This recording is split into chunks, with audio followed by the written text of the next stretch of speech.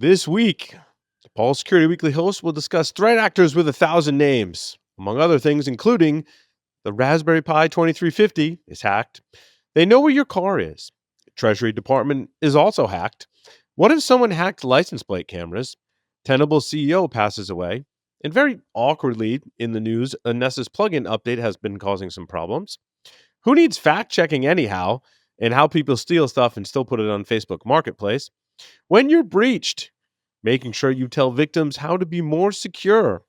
Salt Typhoon, still no real details other than more people were hacked and they're using the word sanctions a lot. BitLocker's bypassed again. Siri recorded you. Apple pays. And yes, you cannot print on Tuesdays. All that and more on this episode of Paul Security Weekly.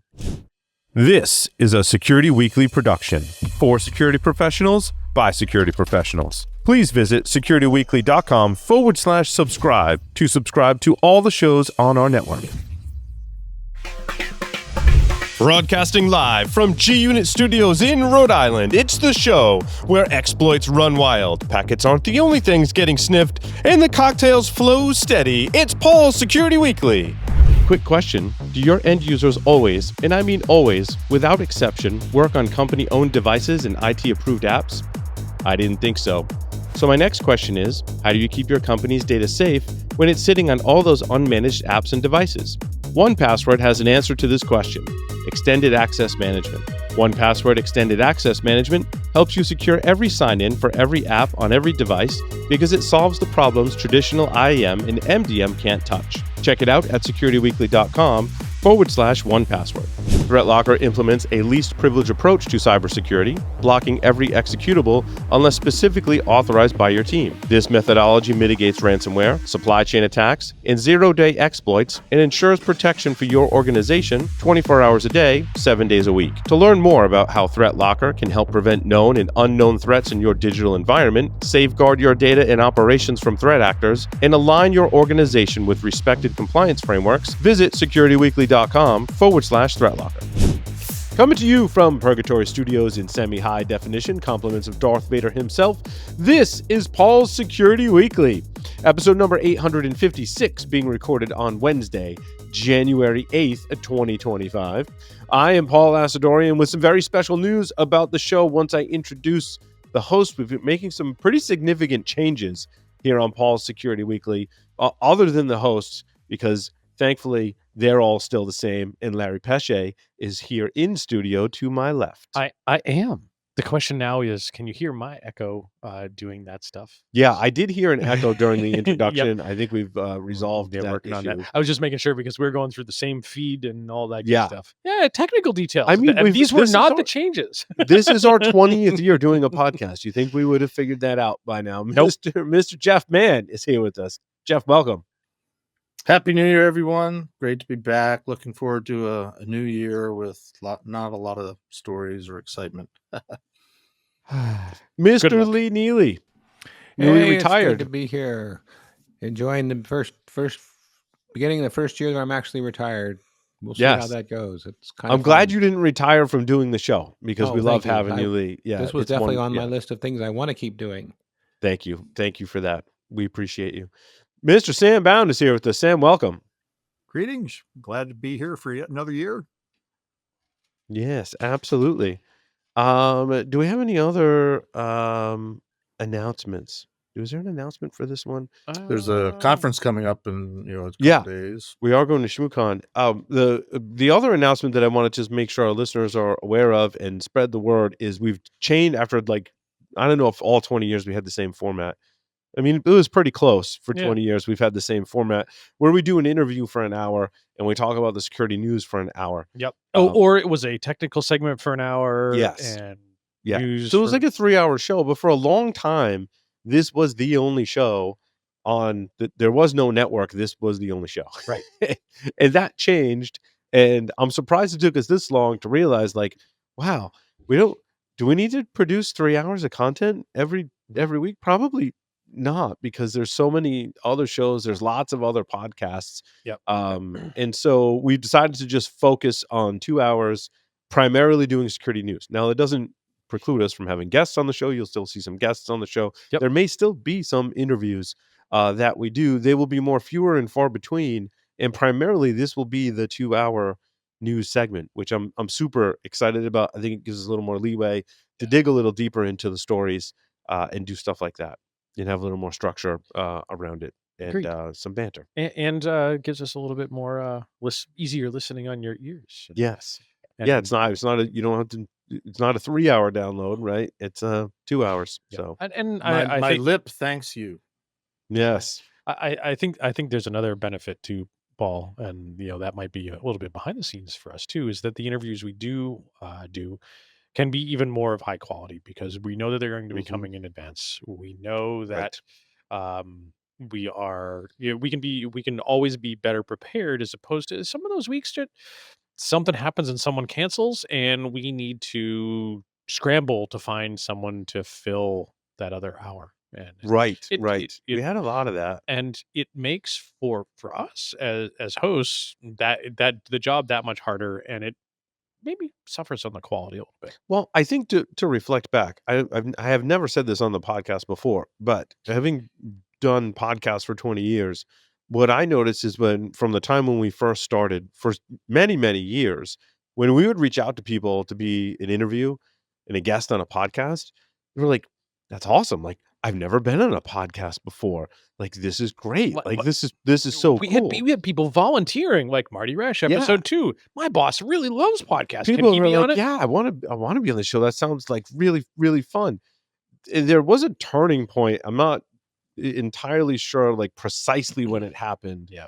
But probably during some point during the pandemic when there were 60% more podcasts in the world than ever before as a result of the pandemic, that people started getting inundated with requests for podcasts, and there's a lot more podcasts. And so now people have done multiple podcasts and do multiple interviews on podcasts throughout the year. So it made getting guests a lot harder. Yeah. That said, so- if you want me to come on your podcast, We're happy to come on your podcast. we'd love to Yeah, come on your podcast. absolutely. Love Yep. doing that. So that's the big change for Paul Security Weekly. I'm excited about 2025 and the future, and excited to dig into the news this week.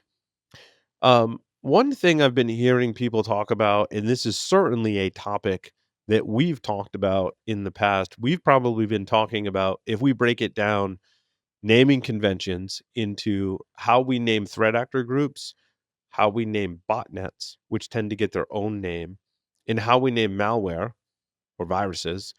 In that naming thing we've been complaining about, if we lead in with viruses, goes back to like the 90s, probably before. Let's not when forget viruses logos. got weird names. Of course, that's kind of phased out, I think. Yeah. But I was didn't a include thing for a while. vulnerabilities. So MISP has come up with a new standard, I don't know if it's a proposed standard you'd call it, introducing the MISP threat actor naming standard. I use those terms very loosely, like all of them really, other than MISP, because it is MISP. But other than that, all those terms are really just words that don't have much meaning in this context after I read the air quote standard. So it is super. I don't know if all of you agree with me, but I think it's frustrated. I think it's 100% something that we need. This is not the guidance that we need. The spec calls for naming a threat actor a single word, but not a dictionary word. What? To describe threat actor group. Says that right in the spec, dude. You can go read the spec. I kid you not. It says you are not allowed to use a dictionary word, and it has to be a single word. So, are we making up words now? Yes. Does that mean it's an No, what they're saying is it so should be an acronym, like threat actor. So wait a minute. So if we're gonna talk about Salt Typhoon, we have to create a one word non-dictionary word to refer to Salt Typhoon because we can't say Salt Typhoon. Yep. It'd have to be like spoon.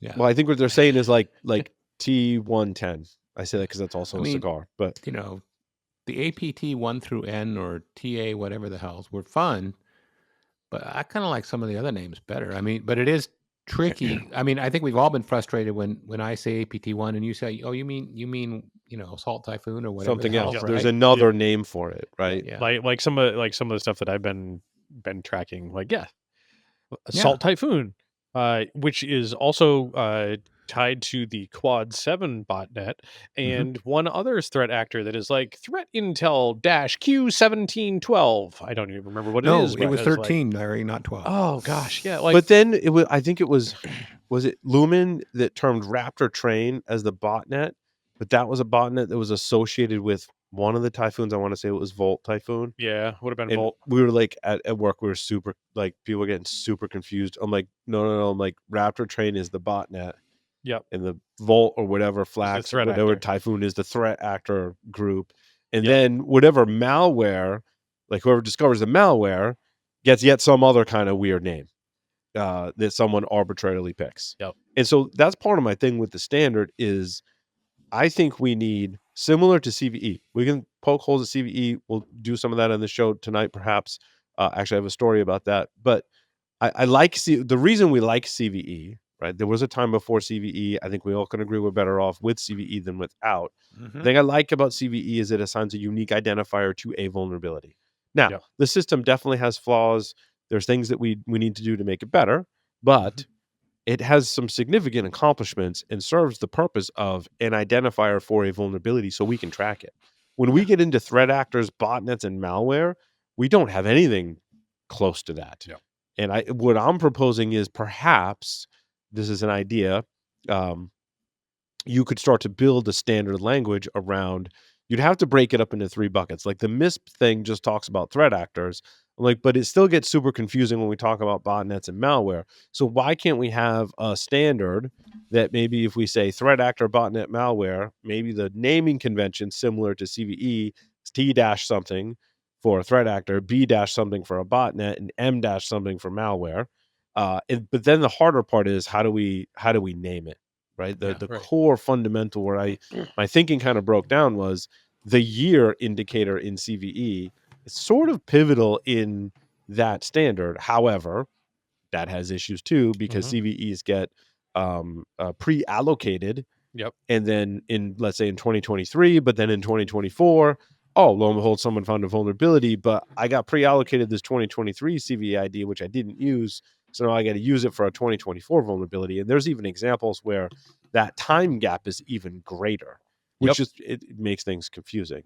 So I'm like, the edge cases, those are edge cases. Edge cases aside, the year moniker is very helpful for CVE. I'm like, how do you have a year moniker for a threat actor group? I'm not sure that does that really help anyone? Well, maybe when it was first observed, first reported, discovered, observed. I don't think observed could work because you could observe it and then go back and look at historical data and then find that there were earlier. So I think when it's first reported, it might make sense.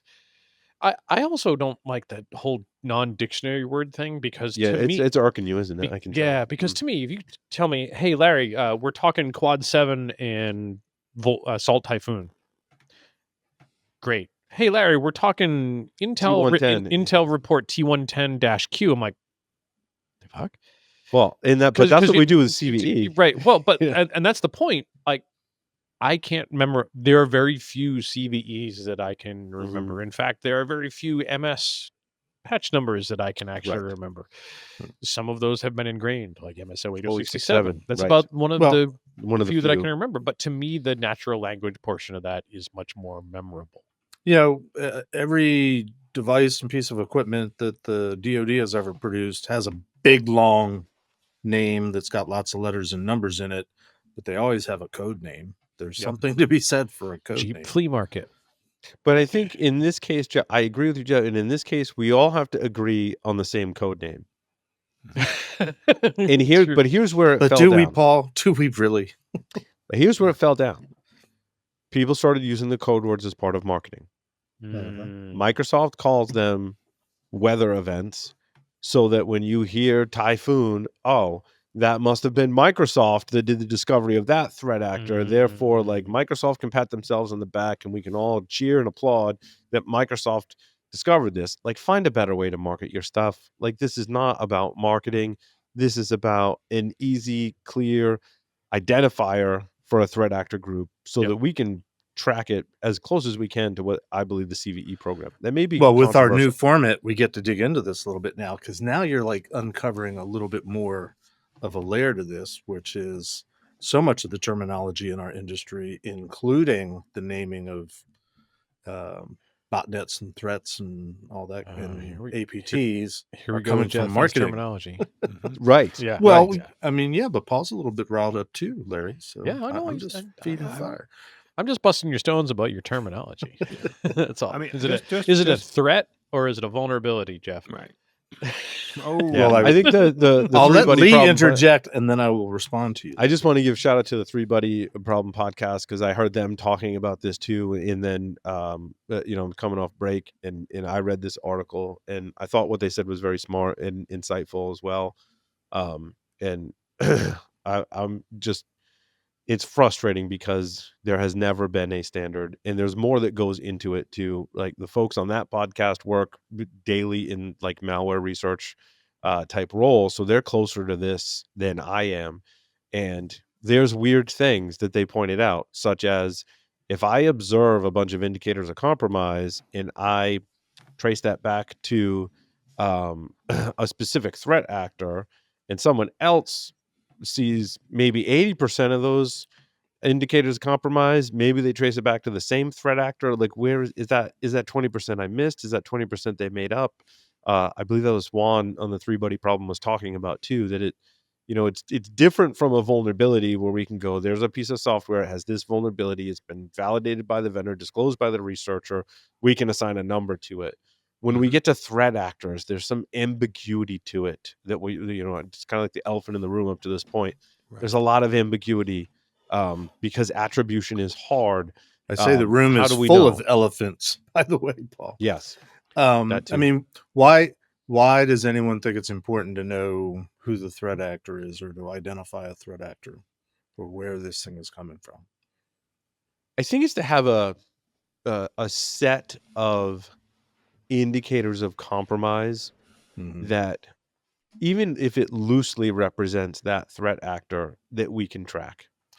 Right. So, what I'm hearing you say is it's more like building a profile of actions or attributes that identify a type or a style, as much as, if not more than, this is coming from, APT 51 or whatever. So from my perspective, this is the value that it brings, Jeff, is that, and I'll give you an example. I was doing incident response, responding to a compromise, and I found artifacts, right, on the system where I'm like, that's suspicious. I'm highly confident that was put there by some threat actor, some unauthorized access to my system. Some adversary. Right? Adversary. I want to go to the internet and I want to say, I saw this. And when I did that, the internet told me, oh, you're dealing with, it could be this threat actor, this botnet, or this malware, right? And I was like, oh, that's interesting. Tell me more about what's often associated with this threat actor, botnet, or malware. And it said like all these things. And I'm like, well, now I'm going to go look for all those things. And I'm like, wow, I found like 70% of those things now without even really trying, because it's just what someone else told me. I'm like, oh, like, look, that file's there. That process is there. This hidden folder is here. And I'm like, oh, now I'm in a much better position to do incident response. It doesn't do the incident response for me, but it certainly leads me in the right direction. And so for that reason, this is why I think we need to track these kind of things in a much better fashion than we do now. Sorry, Lee, you've been trying to interject here, I think. That's okay. You made some really good points there. What I was coming back, where I was stuck back in, was the variety of namings. I mean, you started talking about it before. APT 29, also known as UNC 2452, Nobelium, Office Monkey, Stellar Particles, Cozy Duke, Cozy Car, Dark Halo, The Dukes, Midnight Blizzard, and Cozy Bear. Okay. And some of it ties to some of the tools they use, like the Duke, which is their malware, is why they have the APT name with the Dukes in it. So, I think we could use a simplification, but there's with the malware in the name and the group name overlapping. I don't know if that's going to be confusing or not. I don't know. We should take a whack at it, because here's what it says. Section 2.2, uniqueness. When choosing a threat actor name, uniqueness is a critical property. The threat actor name must be unique and not already used in different contexts. Now, up to that point, I agree, right? We need a unique identifier. This is the gist of the whole thing. Then it says the name must not, and it's bold and in all caps, must not be a word from a dictionary which could be used in other contexts. Right. Great. I am now going to start using emoji. Oh, remember when they started doing that with some of them? But wait. 2.4 encoding the name of the threat actor must be expressed in 7-bit ASCII. What? Sending a localized name to a threat actor may create ambiguity due to different localized versions of the same threat actor. You know what? What they really need, I guess, what it is take this sucker out and start it in a request for comments. Start the conversation with this proposed standard. I mean, it could be some really fun conversation that could get where we because you got to start somewhere. Some good examples: APT1 and TA505. The following names are considered examples to avoid: GIF89A, Shady Rat, Group 3, and Zoo Park. Yeah. Yeah. I suppose it goes without saying we can't name one asshole, huh? So it's a dictionary word. I have a it's stupid disqualified. question. What does MISP stand for? Oh, MISP is the It took me a while to find it, and I gave up looking on their website, to be honest. MISP is what is MISP? I don't remember. According to Wikipedia, it's the Malware Information Sharing Platform. Does that ring a bell? Yeah, MISP project, sound open right? source. See, I know them from their open source threat intelligence and sharing platform. Right. That's where I recognize it from because I think one time a long time ago, I set that up and stuff. But I assume MISP is an acronym. Does it stand for anything else but Malware Information sharing? It's probably sharing platform. I don't know what the Malware is. Information Sharing Platform. Right. Yep. Okay. Here we go. Yep. Do they have a nickname? I don't That's think not that, a dictionary name. But I don't think all of us are in the security community are sitting here going, wow, we've never tackled this problem before. Everyone's aware of this problem. Yeah. And, that's what Juan and the Three Buddy podcast was saying. Like, we're all aware of this problem. Like, MISP isn't trying to go, oh, like everyone's struggling and not working towards a solution. So let's come up with a solution. What he was saying was, yeah, it's a hard problem to solve. We know it's there. And we're working on it. Great for them for taking a stab at it. Right. But yeah, that too. Why didn't they ask us? I think that's the hard part is getting everyone to play ball and cooperate. Well, and ultimately, who and what body is going to declare, okay, this is it. This is the standard. Are they looking for buy-in from everybody? Or is there a governing body an RFC, right? Maybe. I mean, to a certain extent, too, some of this is overlap with the MITRE ATT&CK framework. Doesn't the MITRE ATT&CK framework assign a non-English word moniker to a threat actor group, if I remember correctly? Or do they just associate that with I think they just associate it with a tactic, a technique, or a process. Yeah, they named, right? I haven't looked at the attack framework in a couple of years, but when I was looking at it, they were naming the APTs that were known, or my recollection is they were using whatever conventional nicknames or monikers that they had at the time. And yes, just associating a technique with a particular APT or multiple APTs in some cases. So to me, it's more like profiling or coming up with some sort of electronic fingerprint. This is indicative of this group. This is the kind of stuff that they do, like you were saying earlier. These are the types of things now to go look for. If it is this group, you're likely to find all these different things that have been done. And I think there's merit to that. But I think there's merit to that. I'm not as hung up on as the naming of the group that's doing all the things. But I think that's more what the attack framework's getting at anyway, is the strategies and so on and so forth. Right. Yeah, not specific to any one group in the MITRE ATT&CK framework, just as a generic one. And they kind of go, yeah, this group sometimes uses this technique, I believe. Well, I think they certainly would map out this particular group has a tendency to do, a little this, little this, little that. Maybe not group, more so malware. And now that I think about the MITRE ATT&CK framework, Because when I look at like the UEFI and firmware part of the minor attack framework, they're like, well, this malware has used this technique. It's not. I don't know how often they go. This threat actor group created this malware that uses this technique. Right. But yeah, it's the TTPs when tied together that point back to the group. Potentially. I mean, that's what we hope. Yeah, I know. That's right? I mean, it's what if I'm a copycat? And I think there was a Yeah, reference to right. this Like, I was might just be saying, these like, guys are not. Yeah. if all of us wanted to be to switch to the dark side, right? We'd be like, oh, if we just keep switching our techniques, they'll just keep attributing us to all these different threat actor groups, and no one will really know who we are, and that's how we want to roll. Well, I'll Unless throw we're in my it for hat the into fame the and ring glory. to join the committee, Paul, but I'm going to go back to the early days where the bad guys were the threats, not the threat actors, and the things that they did Right. to you were attacks, not the threats. Yeah. And maybe a step backwards might help.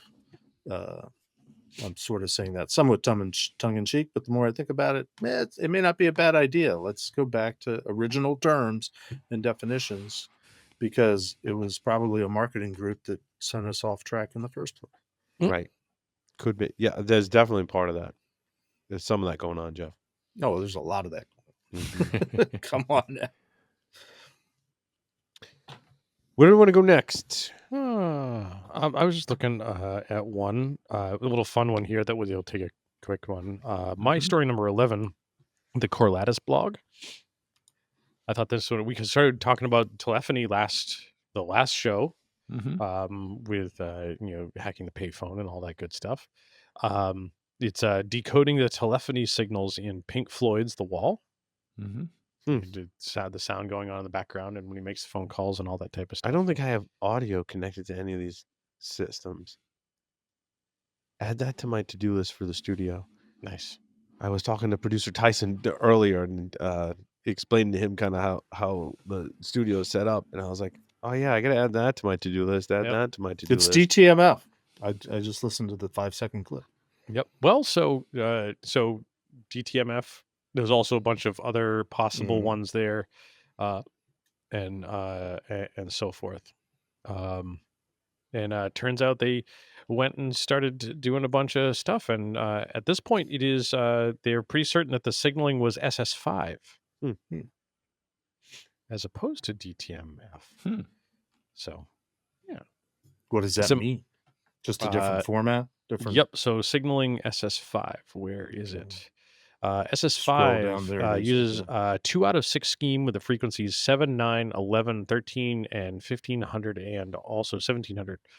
SS5 signaling is most likely call from the USA to the UK in the early 1980s.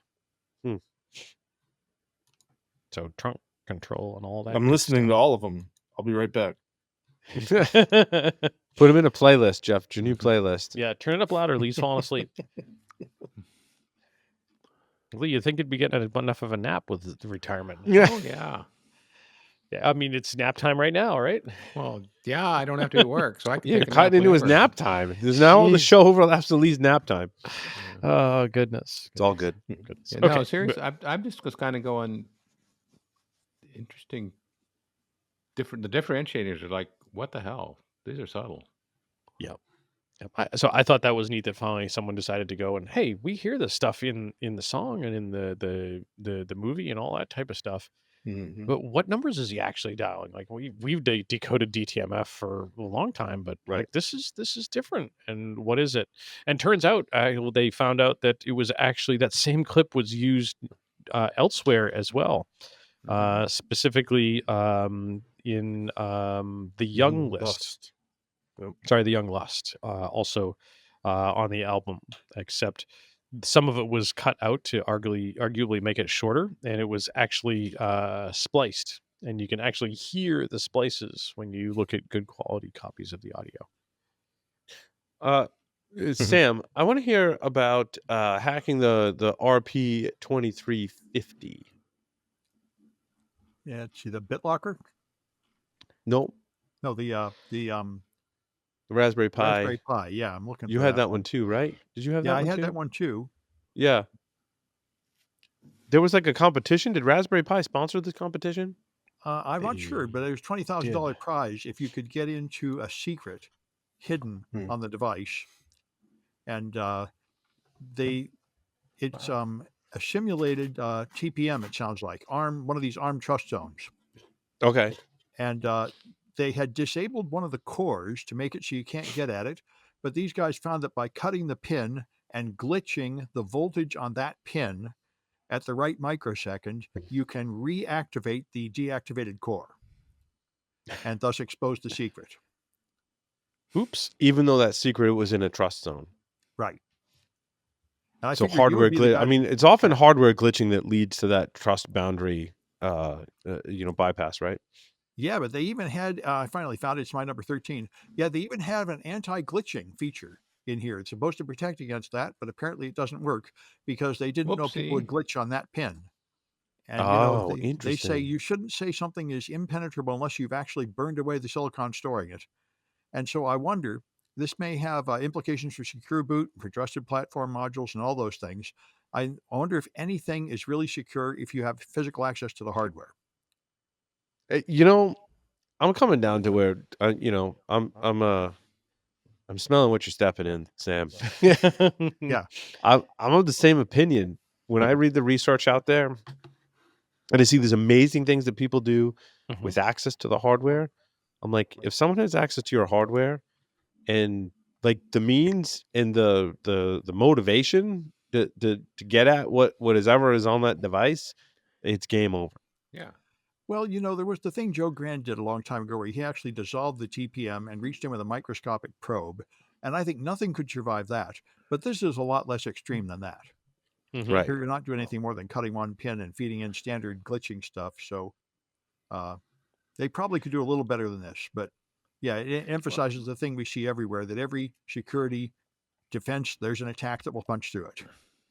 Yep. But Well, I also build a better think mouse. They'll build a better mousetrap. I think or other way for around. many of us, right, the physical threat is not the majority of the threats that you're concerned about, right? Well, I don't It's know. there, but put it this way, there's a lot more threats that you're worrying about today that don't require physical access. Well, sure, that's a bigger attack surface, but the problem is we have all these portable devices.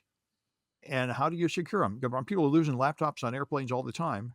So how do you really know that the data on that laptop has not been stolen by somebody? Right. I mean, it's somewhat opportunistic, but you're right. If well, it kind of segues into my. Did you guys listen to the latest Darknet Diaries? No. The stealing of the bicycles. I was kind of like, what is this? Depending on what this is, we may have actually talked about the stealing of the bicycles story in a different context on the show. So there's a guy, his bike got stolen. Yeah, high-end bike, right? He was in the shower. He's like, the shower is in the back of my apartment, and the rest of my dwelling space was in the front. And he's like, I went to take a shower. Someone broke into my apartment, stole my bike, and rode off on it. It was like an expensive Cannondale bike, mountain bike.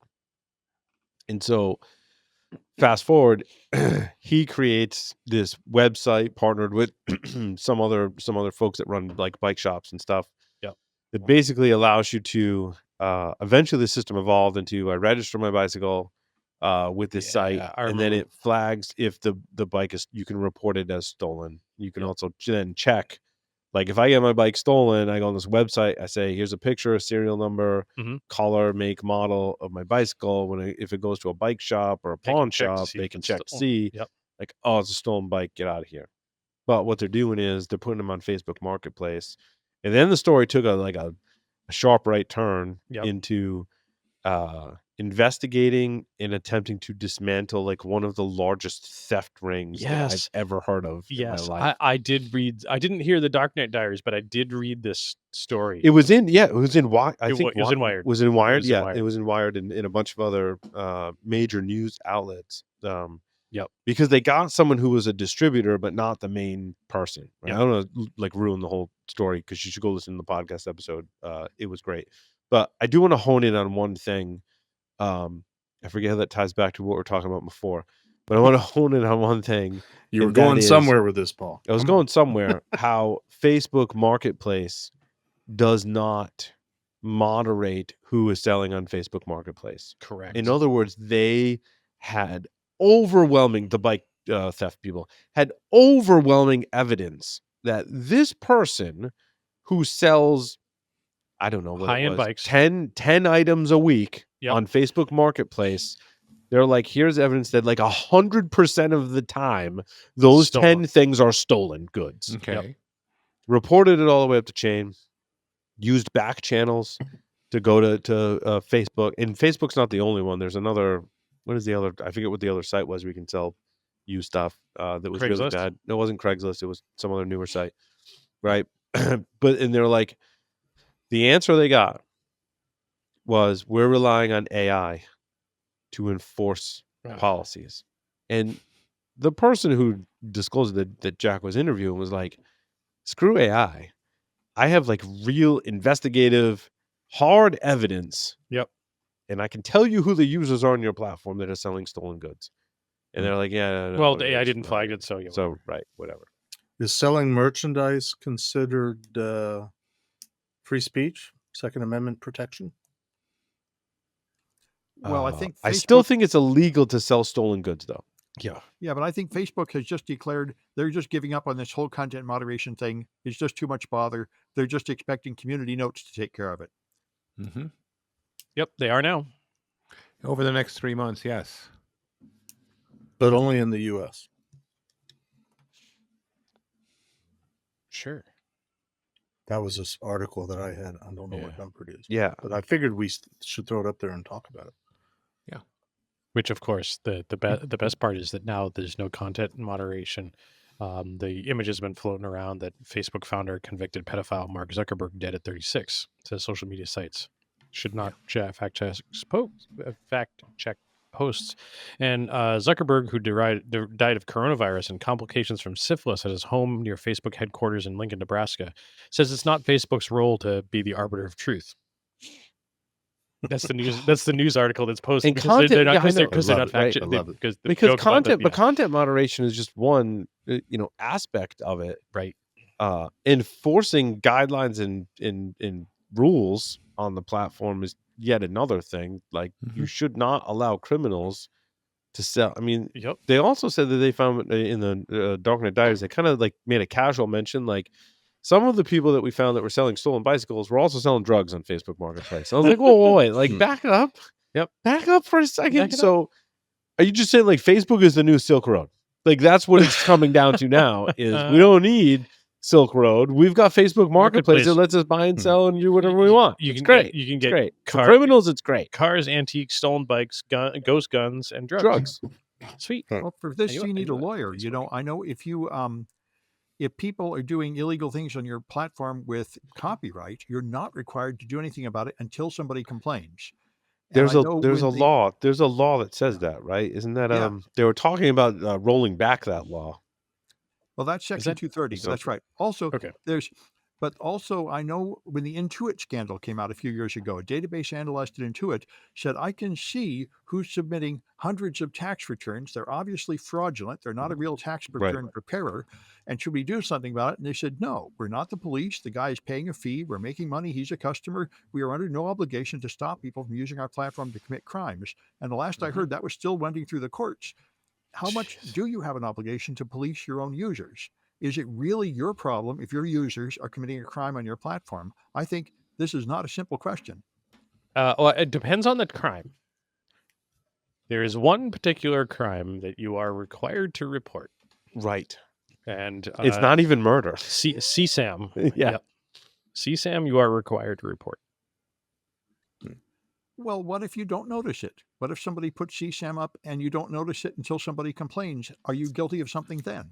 No. It's the first person No. to observe it, right? Or like if you were to observe it.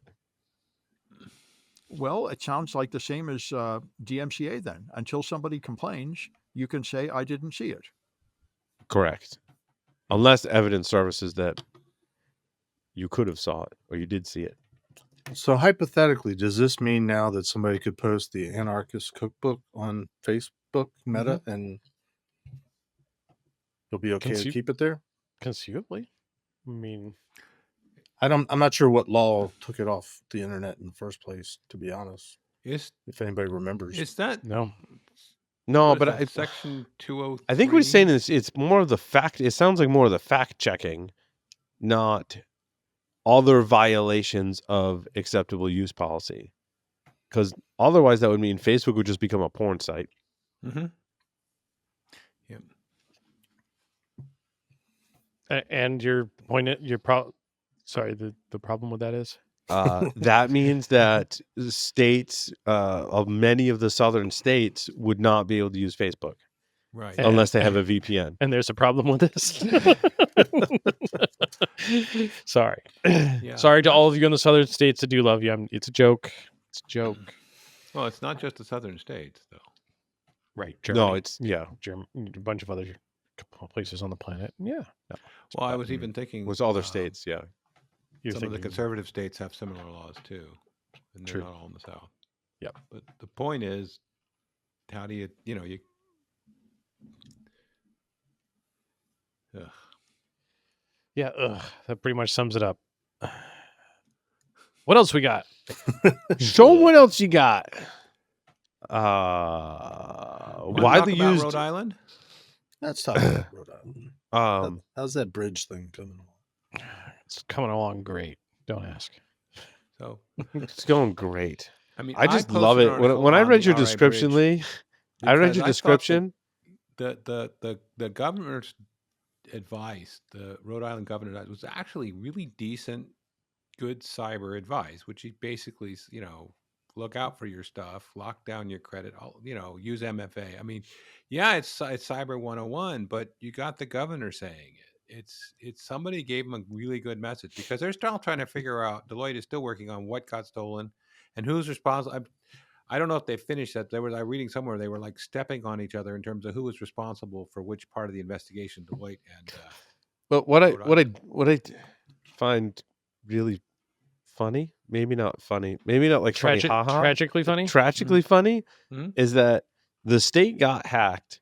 Mhm. They've released zero detail. I mean, they released even less details than we know about Salt Typhoon with Rhode Island thing being hacked. And they're like, oh, by the way, you should really secure yourself as a victim. And like, here's how you secure yourself. Like, we didn't secure our shit, but like, you should really secure your shit. And here's how you do it. Like, whoa. You were just the victim of a massive data breach. And now you're telling me how I should secure my stuff? Like, Arguably, it wasn't necessarily the state that got breached. It No, was an it was the- application right. managed by Deloitte that got breached.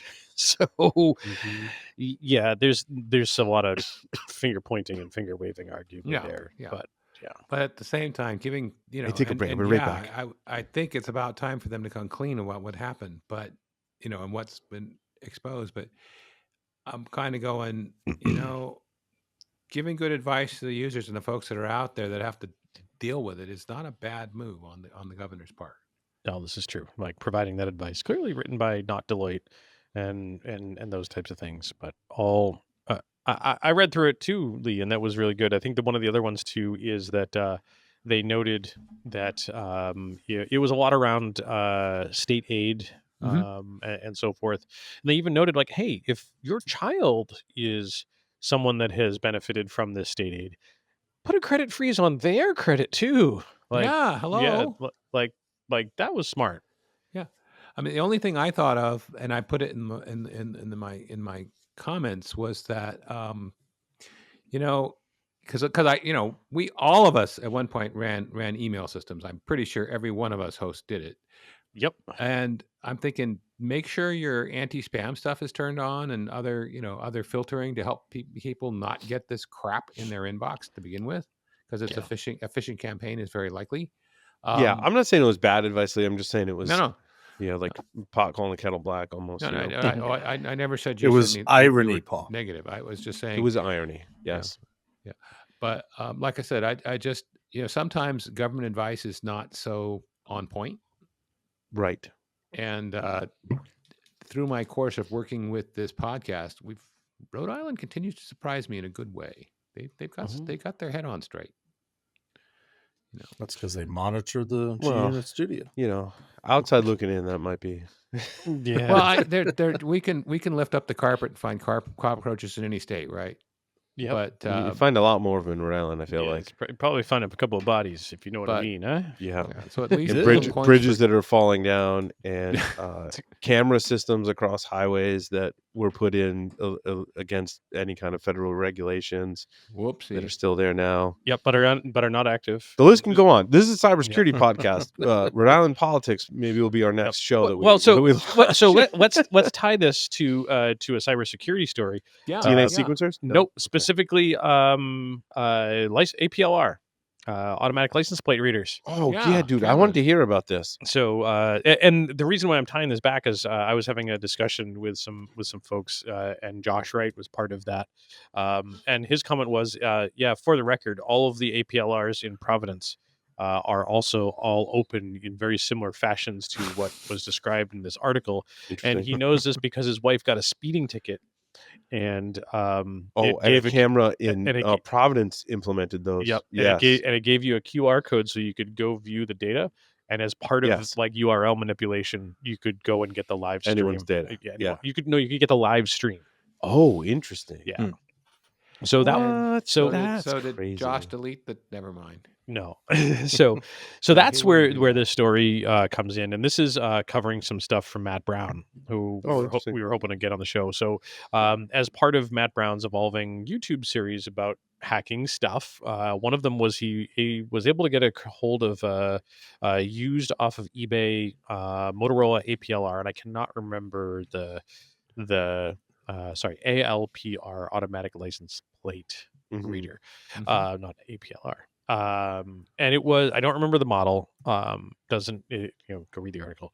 But Motorola says, yeah, these have been discontinued. They've been, end of life for about 2 years, but it's municipal governments and that type of stuff that are implementing them. So don't necessarily can afford to update these at the same level of scrutiny that many other can. So they're still out there in the field, and they are definitely out there. And Matt's comment was, great, I've got access to this device, and if I'm on the private network that this device is on, it's got a live stream, and I can use like VLC to connect to it. Cool. But what if someone misconfigures this and sets that live stream port directly accessible from the internet? Oh, nobody takes something that should be internal and makes it externally available. Come on. Exactly. Nobody can. And as a result, he found that there were hundreds of these devices that were accessible from the internet, that you could live stream traffic data. You could get access to the data on the license plates that were being observed.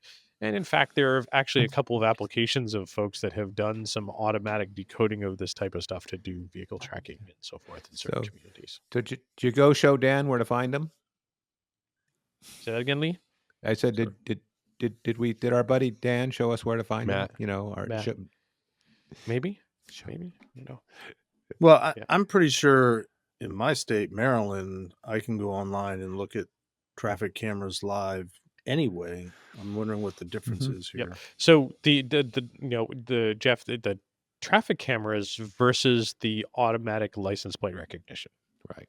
Good question. Good question. So higher definition. Yeah, and performing the automatic license plate recognition, doing the actual capture of the license plate, doing the decode, and so forth. Now, I don't know whether it was, depending on how it's implemented, could actually go to, the registry of motor vehicles and tie that to individual, registrants. Pretty sure that's public information in Maryland too. It might vary from state to state. It varies from state to state, and there's different ways. I've not tried it. I've seen software. Supposedly you can get a license plate databases, and it varies from state to state. There's ways. Yep, there are definitely ways. I've seen some of that data. Yep.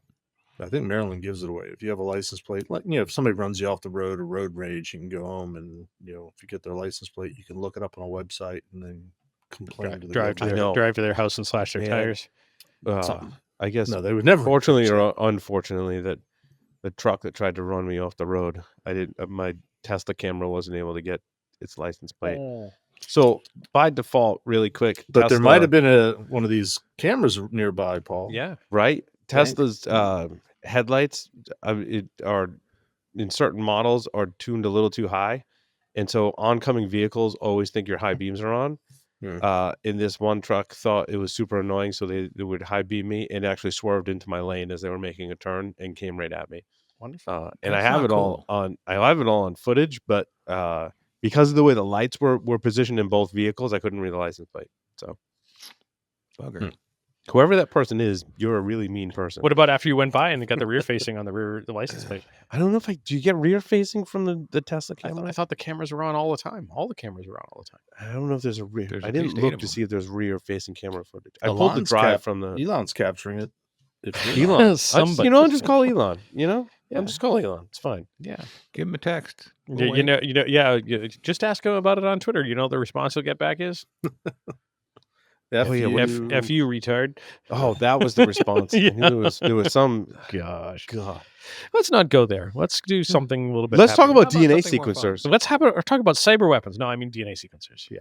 So this research, like I've been like dying to talk about this for a really long time Let's do because it. I've known about it because my coworkers were the ones at Eclipsium who disclosed this research, and essentially, there's a supply chain as there are for many different types of devices. DNA sequencers are not absolved from this in that you are the company that makes a DNA sequencer, you provide it to your customers, right? But you partner with someone else, maybe that puts a bunch of those PC components together.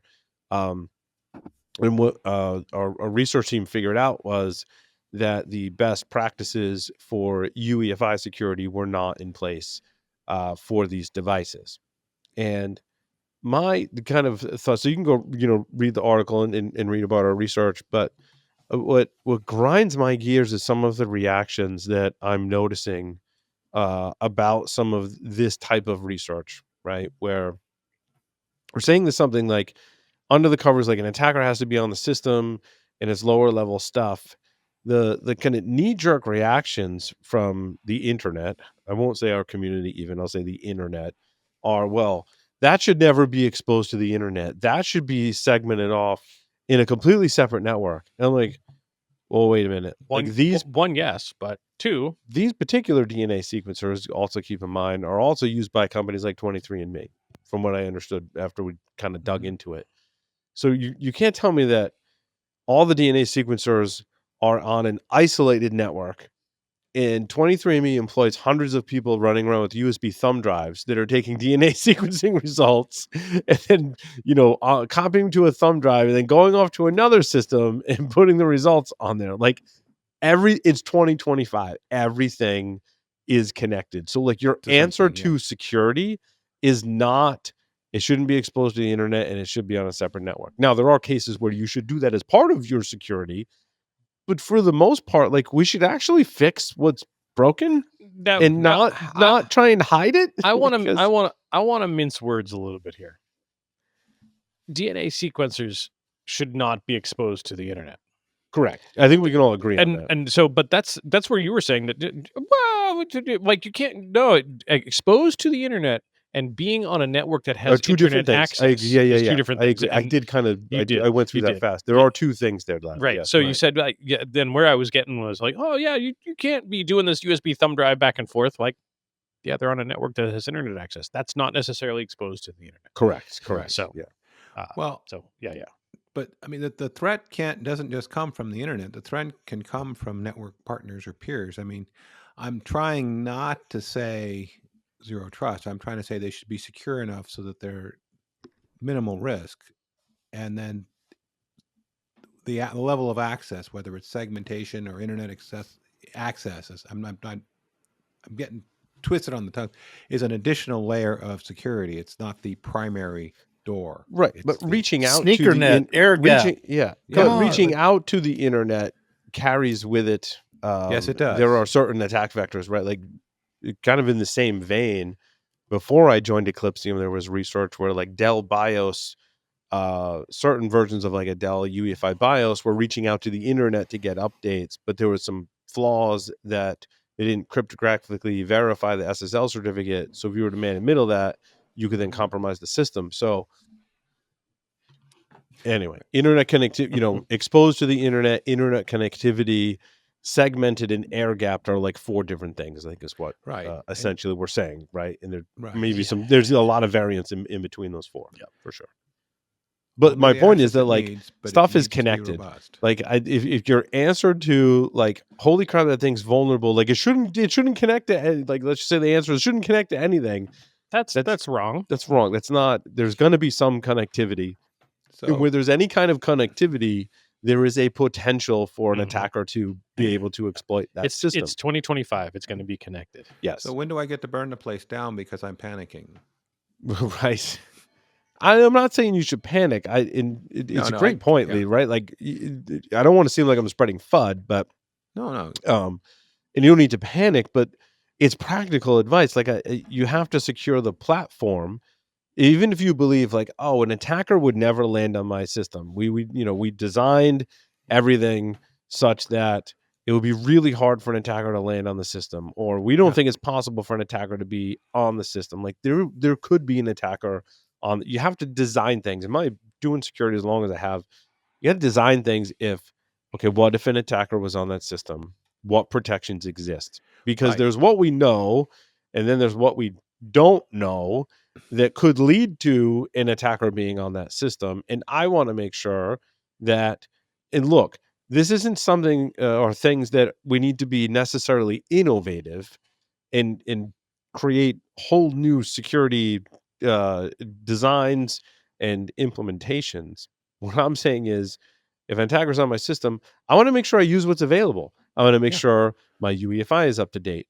I want to make sure it's configured properly and it doesn't allow people to just arbitrarily write to the spy flash. I want to make sure secure boot's enabled. I want to make sure boot guard is enabled.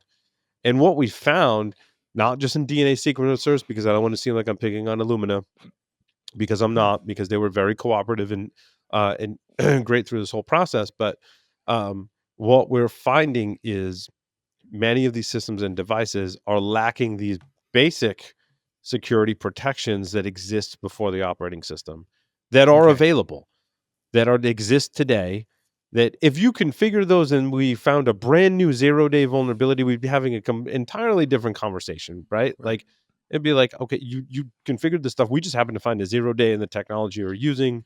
That responsibility likely falls on whoever developed that technology. But if they, fixed it responsibly, like, that's just the way of the world. Everything has vulnerabilities.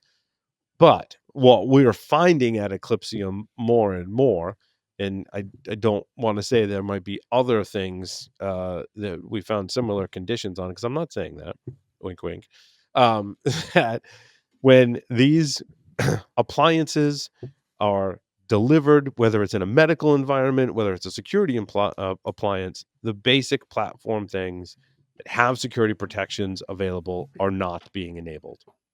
And that's, I mean, that's sad. Like, enable those things. Like, you're making it too easy.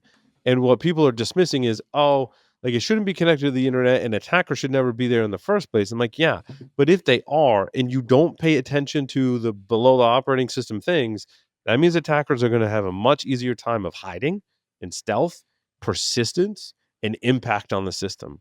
Good Lord, if I wanted to brick a whole bunch of things that shared that same vulnerability, I could have a great time doing that, and recovery would be really difficult. I mean, we could have the same rant and replace vulnerable firmware updates with default or hard-coded credentials, right? Sure. I mean, and that's some of it. Credentials go from low-level firmware stuff all the way up to applications, right? And it's like a culture change that needs to happen, and so as such, it will be slow. But damn it, I still want to keep beating that drum. Do the basics. I mean, the stuff is now, it's built into the bloody hardware. It's not expensive in terms of operation. I mean, remember when encrypting stuff was a huge overhead, right? But now we've got it on a chip. The overheads come down, so it's practical to turn it on. And it's the same sort of thing. It's in there. When you got that, you went to fill in the blank electronics store and just got the cheapest ass chip. It was there.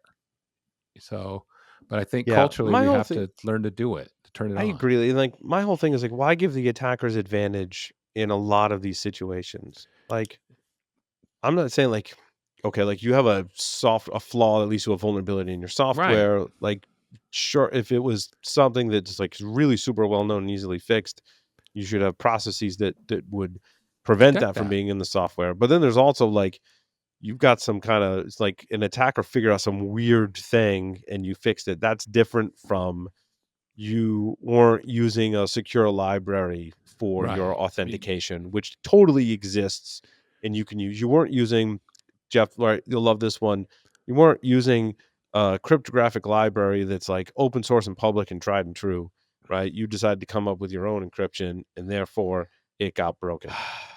So, and it's the same thing. Like you either developed a platform or implemented a platform that didn't have secure boot and you didn't bother to configure secure boot, or you did configure secure boot, but then like you implemented some other component that's vulnerable that circumvents the entire integrity of the root of trust that makes secure boot useful. Like there's also that too. I'm like, and none of this stuff is like super hard either. No. It's Table stakes have just changed their stakes. mhm. Yes, exactly. I think the CISA recommendation from a few months back applies here, where they say when you build something, whatever it is, you have to have a way to update it. And a lot of people build computers into hardware devices and they don't think about updating the computer. And, that's because even if you do whatever is currently considered secure, within a few months or a year, that will no longer be considered secure enough. Right. Updatable and actually producing an update are two different things too. Yeah. So I'd like to see that recommendation be twofold. You need a facility to update, and you need to clearly state how long you're going to keep that software up to date. They That's said an that. They said interesting they do have to state that. And that's in there too, yeah, because that's important too. Like I just P- inherited a computer, and I actually Clear end of life policy. I spent some time today. So I inherited this computer and it has 128 gigs of RAM, and I was seeing all kinds of heinous memory errors, like there's bad hardware in it. And one of the recommendations before you went crazy and started ripping out hardware was to make sure that your BIOS was up to date. And I was like, well, my BIOS is really outdated, like it's from 2021. And then when I read when you update it, it's like, well, you should make sure your ME, Intel ME is up to date. And I'm like, well, this is going to be a journey because I run Linux. So my quick and dirty solution for those of you out there that might be in this predicament, if you don't run Windows and you need to update ME and your BIOS is not so much trouble in this scenario if you run Linux, but your ME is, because all the tools for updating Intel ME or CSME Or Windows. no, in ME and in CSME are exactly are Windows based, right? So I got a couple of failed attempts with a Windows PE boot disk, which I got running, but when I ran the latest Windows ME update tool, it was like, I don't support this version of the operating system. And it was either it was made for Windows 10, and the latest one I had was Windows 11 that I built, which worked great, by the way. It booted up great and fast. Wait, But so it was- the updater or- didn't support Windows 11? Or it was a 32-bit versus 64-bit, because the like prepackaged Windows PE that I found, I think was 64-bit, and maybe didn't include the backward compatibility support for 32-bit to be smaller, is my guess. So I was like, all right. So the updater's 32-bit on 64-bit operating systems that have been around for... Yeah, which normally would work fine because there's a compatibility mode. But my guess was that's like an option that you have to build in, and they might not have built that in.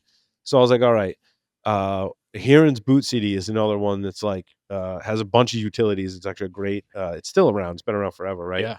I'm like, what if I get that and I put all my update utilities on it, and then I boot on that? So I boot on that, and Heron's Boot CD takes a lot longer to boot than like a small Windows PE thing. So I'm like, all right, it's booted. I'm like, all right, yeah, ME update. And it's like, you need to put in the MEI drivers, Windows Management Engine interface, management engine interface, right? And now I'm like, in the back of my mind, I'm thinking about like when I researched ME, I'm like, oh yeah, it's on the SPI flash. It needs a kernel driver that's signed, that there's a signing process. It needs a kernel driver to access that SPI flash. I'm like, but here in Boot CD gives you network access in a Google Chrome browser. So I went and I downloaded the driver for MEI, installed it, and I'm like, watch, it's going to make me reboot. And then like, I don't know what I'm going to do if I have to reboot. Like it's the driver's not going to stick unless I built it into the base OS. But it didn't require a reboot. I updated ME and everything was good. And then I also had the BIOS update on that same flash drive, booted into the BIOS, updated the BIOS. I still have the memory error, which tells me that it's hardware, but I'm like, well, at least I got everything updated, which was a huge pain in the butt. Yeah. But did the RAM work after that? no, RAM is still screwed. My next step is to try and reseat all the RAM and see if that fixes it. But my guess is there's a bank of RAM in there that's bad, which, as most of us, all of us on the show, most of us listening know, I can't just remove one stick. You have to remove a couple. Yep. And I can't just throw any more random, like it's an all or nothing kind of thing, Yep. right? And you're talking some money. What I'm Maybe finding not a ton. interesting is I'm noodling here what Sam had said a few moments ago about, you need to update, regularly. And I was thinking, back, in the mid 1900s when I started working for the DoD, and we were building hardware only devices. I can't think of a time where there was updates put out for the little black boxes that we produced. So it seems like this is a phenomenon that has come about with the advent of software, and yet we're talking about firmware and hardware components. I'm kind of like, I'm not sure where to go with that, but I just think it's interesting. I think before networking and the internet, Jeff, it was different. Everything wasn't as hyper connected where attackers could easily Well, that's true. There wasn't a quote access unquote systems, connection. right? These things were Yeah. broadcasting signals, and perhaps receiving signals. But yeah, And I'd also might suggest that those black boxes were nowhere near as sophisticated in terms of what they could and couldn't do compared to, say, current UEFI or some of that stuff. The risk envelope has changed just because of functions that are in there. And That's not a bad thing. hyperconnectivity. It's just a change thing. Yeah, and more attack surface. You're right. Right. The- More one of attack the, surface. Maybe you that's know, the better. I should have used the term attack surface. I think there's more attack surface. than those UEFI devices introduced had. a whole driver facility, the driver execution environment, right, where you can basically write software to enable all different kinds of hardware, and it's baked into UEFI. Yeah, 'cause I but it's suspect- sort of the nature of what you're doing at Eclipsium. I think, Paul, the fact that the focus for the last 30-ish years has been migrating everything to software, and to the point where hardware and firmware has been neglected. Where is it? It used to be the thing, and then software became the thing. And the fact that we're coming around to everything matters. We have to look at everything. Yeah. Yeah. Well, because all your hardware has software on it. We call that firmware. Mm-hmm. Firmware is just software that's inconvenient to program, right? But without the firmware, like your hardware is just they're all paperweights at that point or decorations. They don't do anything. But only unless in the there's context that instructions. they're connected devices. Because I swear I had a chief scientist at NSA say back in the early days, there really is no such thing as software. It's all hardware. Yeah, see, I agree. I disagree, rather. I think everything is software and the hardware is just an overgrown pile of micro. What is the quote from War Games? Overgrown pile of micro bits. What is that quote? Someone's listening right now. What is the quote from War Somebody's Games? shouting it at Somebody's listening tomorrow, Podcatcher. right. I'm thinking. Oh, Yeah. speaking of War Games. Time. Oh, it's Yeah. a great segue to backdooring your backdoors, another $20 domain and more governments. This was research conducted by Watchtower Labs, who writes some of the most engaging, funny, informative, and technically amazing blog posts on the planet. And they're continuing the trend in 2025. And just the way they write and explain it is great. I will say in this under the category that they classify as ill-advised adventures. Yes, ill-advised adventures. They took a little more time to get to the point on this one, but it was entertaining, so I'll give them a pass on it. They probably could have shortened it to basically we scanned the internet and we looked for web shells, and we found 4,000 of them, and the research kind of ensued from there. So if you were bored and you decided to go on the internet and start looking for mostly PHP web shells that were abandoned. They also found some authentication bypass vulnerabilities in web shells, which was also interesting. Well, they found 4,000 of them, 4 of which were breach.gov systems. They say the number keeps going up. This is like a why didn't I think of that moment? Like, why didn't I think of just find other people's abandoned infrastructure that's out there? I'm sure they're not the first to do that. I want to say there's been other similar efforts, but I mean, why try and compromise 4,000 systems yourself when you can just reuse other people's backdoors they left hanging around? This is very much a Mr. Potato Head, backdoors are not secrets moment. Defining moment. Yeah. I love some of the domains that they found that the shells referenced. Like, why didn't I pick up these? Do I dare? You're Let's slipping. see. You're slipping there. Yeah, exactly. Ironwares.info, localshell.net, zerodayexp.com, aljazeera7.com. These are pretty interesting. Some good domain names there. Yeah. They're all sinkholed at the moment. Yep. Good. W2image.com. I think they work with the Shadow Server Foundation to get all those domains black holed. Yeah. Is it time for the PCI minute?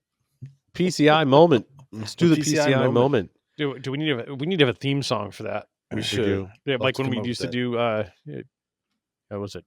Quick Thoughts. Story time with Twitchy. Yeah. Wow. Now you're going back on the way back machine. All right, Yep. we'll work. Paul, you and I have to figure, and Larry, we'll be together this weekend. We'll have to figure out what. I think we should theme use the song- same music we used for Story Time with Twitchy because Yep. that music was epic. Okay. I mean, Yep. it was hilarious. Even better. It was even better when we found out that it was because it was stock shareable music. Yeah, it was like And- in Apple's and- one of Apple's software suites. I can't remember the name of it now. And it was available for stock music for anybody to use. And in fact, about 2 years later, it showed up on a feminine product ad on Yes. television. Yes. I'm like watching the TV, and I'm like Story Time with Twitchy. Was What? she rowing a boat in the middle of a Yes, lake? yes. And it was playing the Story Time with Twitchy music, and it was Yes. for a feminine hygiene product. So, feminine hygiene products. I mean, PCI time with Mr. Jeff Mann. Mr. Jeff Mann. So, my story number 4: the Green Bay Packers online store was hacked and breached, and the hackers stole credit card information. And That's been your moment, folks. No, I'm kidding. Keep going. Yep, it happened. That concludes PCI Also, time with Jeff. same type of attack happened to the European Space Agency's official store. I didn't know that there was a European Space Agency personally, but they have a store. Just a quick highlight: these are web skimming attacks, and there are requirements that are new in version 4 of PCI that go into effect April 1st. There's been a grace period for a year. Did they choose April 1st like on purpose or Well, like I don't know, but they don't say April 1st. They say after March 31st. Oh, You know, okay. and I'm just cutting to the chase. It's effective April 1st. All the JavaScript that goes into your websites that are related to your e-commerce that are on your payment page, you have to inventory all them. You have to justify them. You have to validate them, and organizations are just now beginning to figure out, say, what do we have to do? What's particularly onerous is because so many e-commerce merchants have basically, and I'm paraphrasing, eliminated PCI by outsourcing the checkout function to a third party. Correct. And so they in the early days it was a redirect. More commonly these days it's an iframe that will pop up the checkout page where the consumer types in their information. But to be PCI compliant, when you're doing that, we have a PCI certified third party that takes all the information. None of that payment information traverses any of your systems or applications. It's basically a paper pushing exercise. SAQA is the form that you fill out. It's how you attest compliance if you're doing that particular scenario. But SAQA now has these additional new requirements where you have to start looking at the JavaScript on your payment page or what's serving that little pop-up where the type in the information is. That is causing a little bit of consternation for a lot of merchants now, because they're like, wait, what? We've never had to do anything before. And now they do have to start doing something. I had a client that I was talking to. Hold on. Oh, Go ahead. Paul. No, No, go well, ahead. so I'm confused. So I'm a Mhm. merchant. I let's say I want to sell like hack naked T-shirts and some Right. 3D printed stuff. Right. Purely Mhm. hypothetically speaking.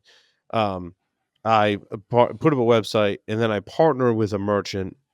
I include their iframe, and like when you pay, Well, not a merchant, your- a payment a payment, processor. yes, thank you, a Right. payment processor. I'm like, when you pay, like you're paying those people, not me. Mhm. I'm just kind of hooking, basically a Right. hook, right? JavaScript hook, iframe hook it in. What do I have to do for PCI other than say, like, if the payment processor gets hacked, it's not my fault? Or are there Well, things that I have to attest to and do on my side to make sure that up until I've done version everything I've done? 4, all you had to do as a merchant selling your hack naked T-shirts was to fill out a very short form that basically says we use a third party, Yep. paymentprocessor.com, and they get all the credit card information. They Right. do everything with it. It never touches any of our site. All we do is sell the stuff. That's pretty much all you had to do. You just had to make sure that they were PCI compliant. And And I bet now the rules have changed. Now your website that probably has a script that's showing a picture and an expandable view of the T-shirt and the back of the T-shirt, plus advertising off in one corner and words over another corner. There's any number of JavaScripts that are going into the and in particular all the stuff that's being built into the client side browser experience. That all has to be inventoried and verified and validated. And a lot of my merchants, they don't do all that themselves. They're engaging any number of third parties, and in fact, the standard now refers to fourth parties. They all have to be accounted for.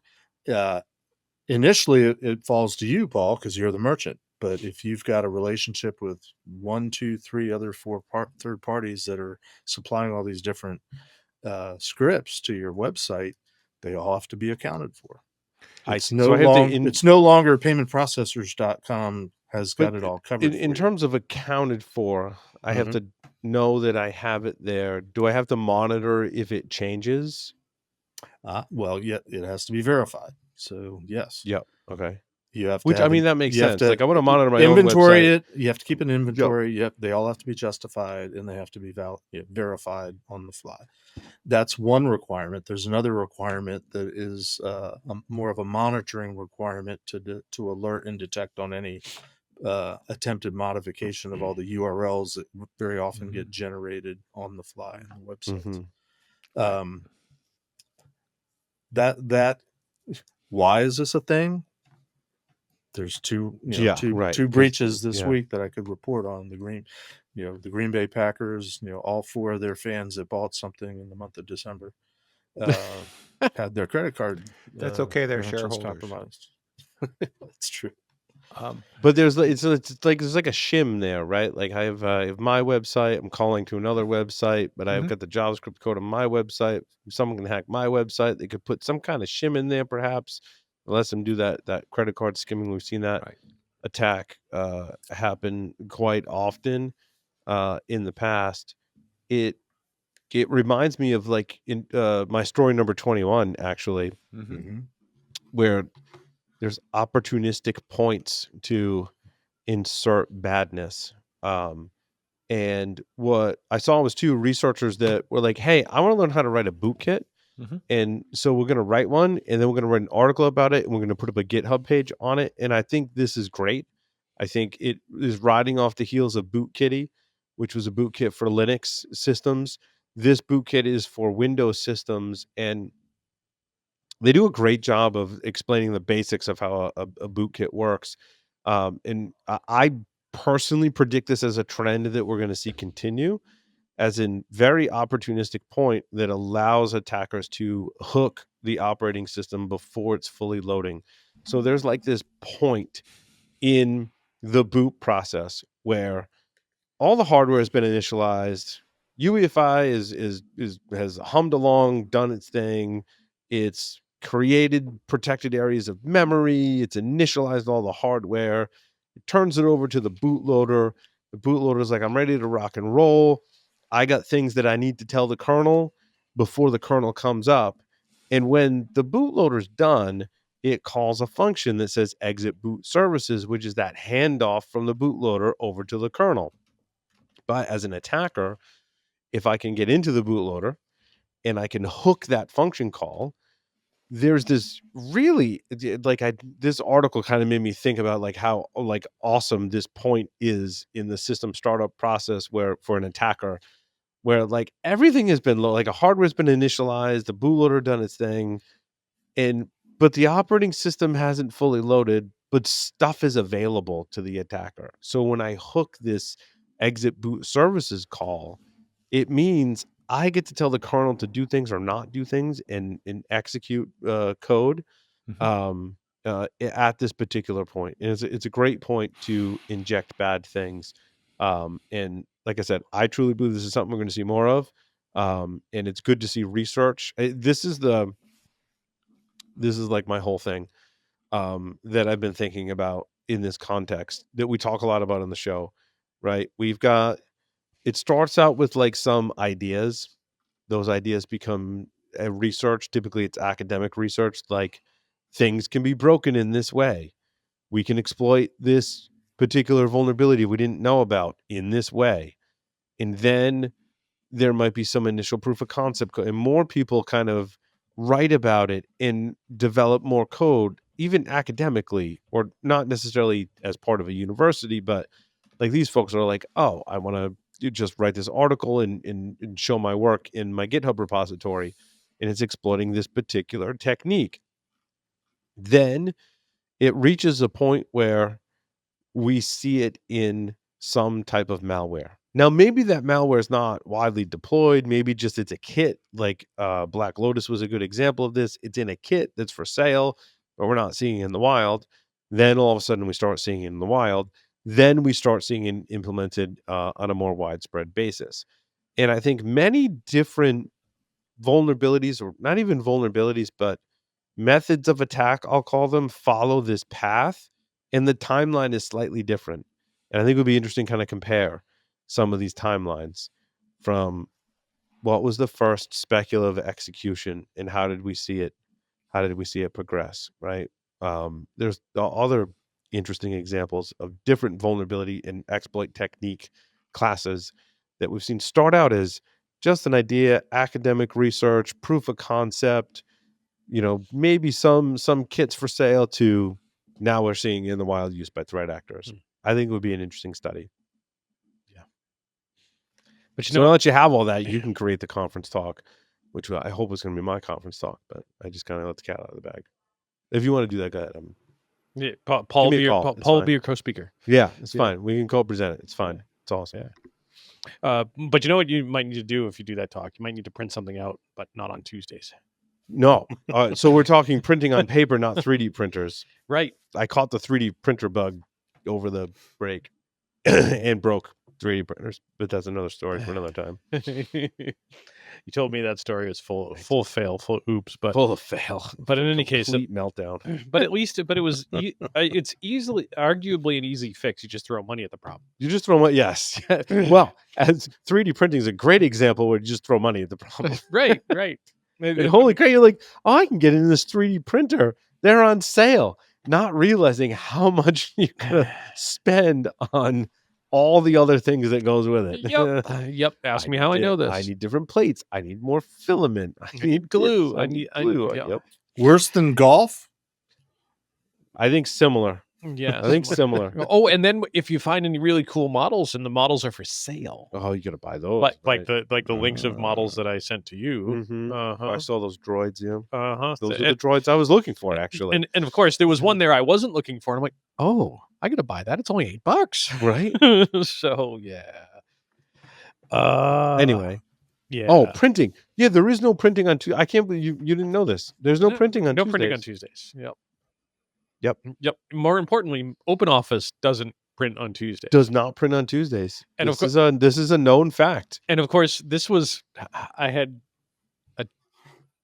a related. I had one of those friggin' moments yesterday, doing some work, and we've been trading some documents back and forth, and they've been sending us Word documents, the email, and we're a Google Suite shop, so I do not have access to Microsoft Word. I have an O365 account to be able to do some stuff with Word, but so it's like, okay, I get a Word document in email, I have to download it, I then have to upload it to my O365 stuff. Then if I want to email it, I have to download it, I have to attach it to it. The process is not good. So I just downloaded and installed OpenOffice, and now I can open Word documents. Only Office is better. Yeah. Only Office is awesome. So I did OpenOffice, and this is from your Linux, now seasoned Linux desktop user. Yep. And of course, as I'm looking today, here's another Word document, and I hover over the thing to go download, and these 3 little icons pop up that I know I've seen before, and I'm like, what are these? And one of them, it's open in GDocs. Son of a bitch. So all I needed to do is click that button and it opens in GDocs, and then I can export it in Word, and then you can print wherever you want. But if you're on OpenOffice, you can't. As of a certain version, right, you could not print on Tuesdays due to some. Was it like a math and/or logic flaw? Was it? I forget the exact bug, but I remember I listened to a podcast talk about how there was a bug in OpenOffice that did not let users print on Tuesdays. Here's the thing. I can't remember the details. So here's the thing. It was not a bug in OpenOffice at all.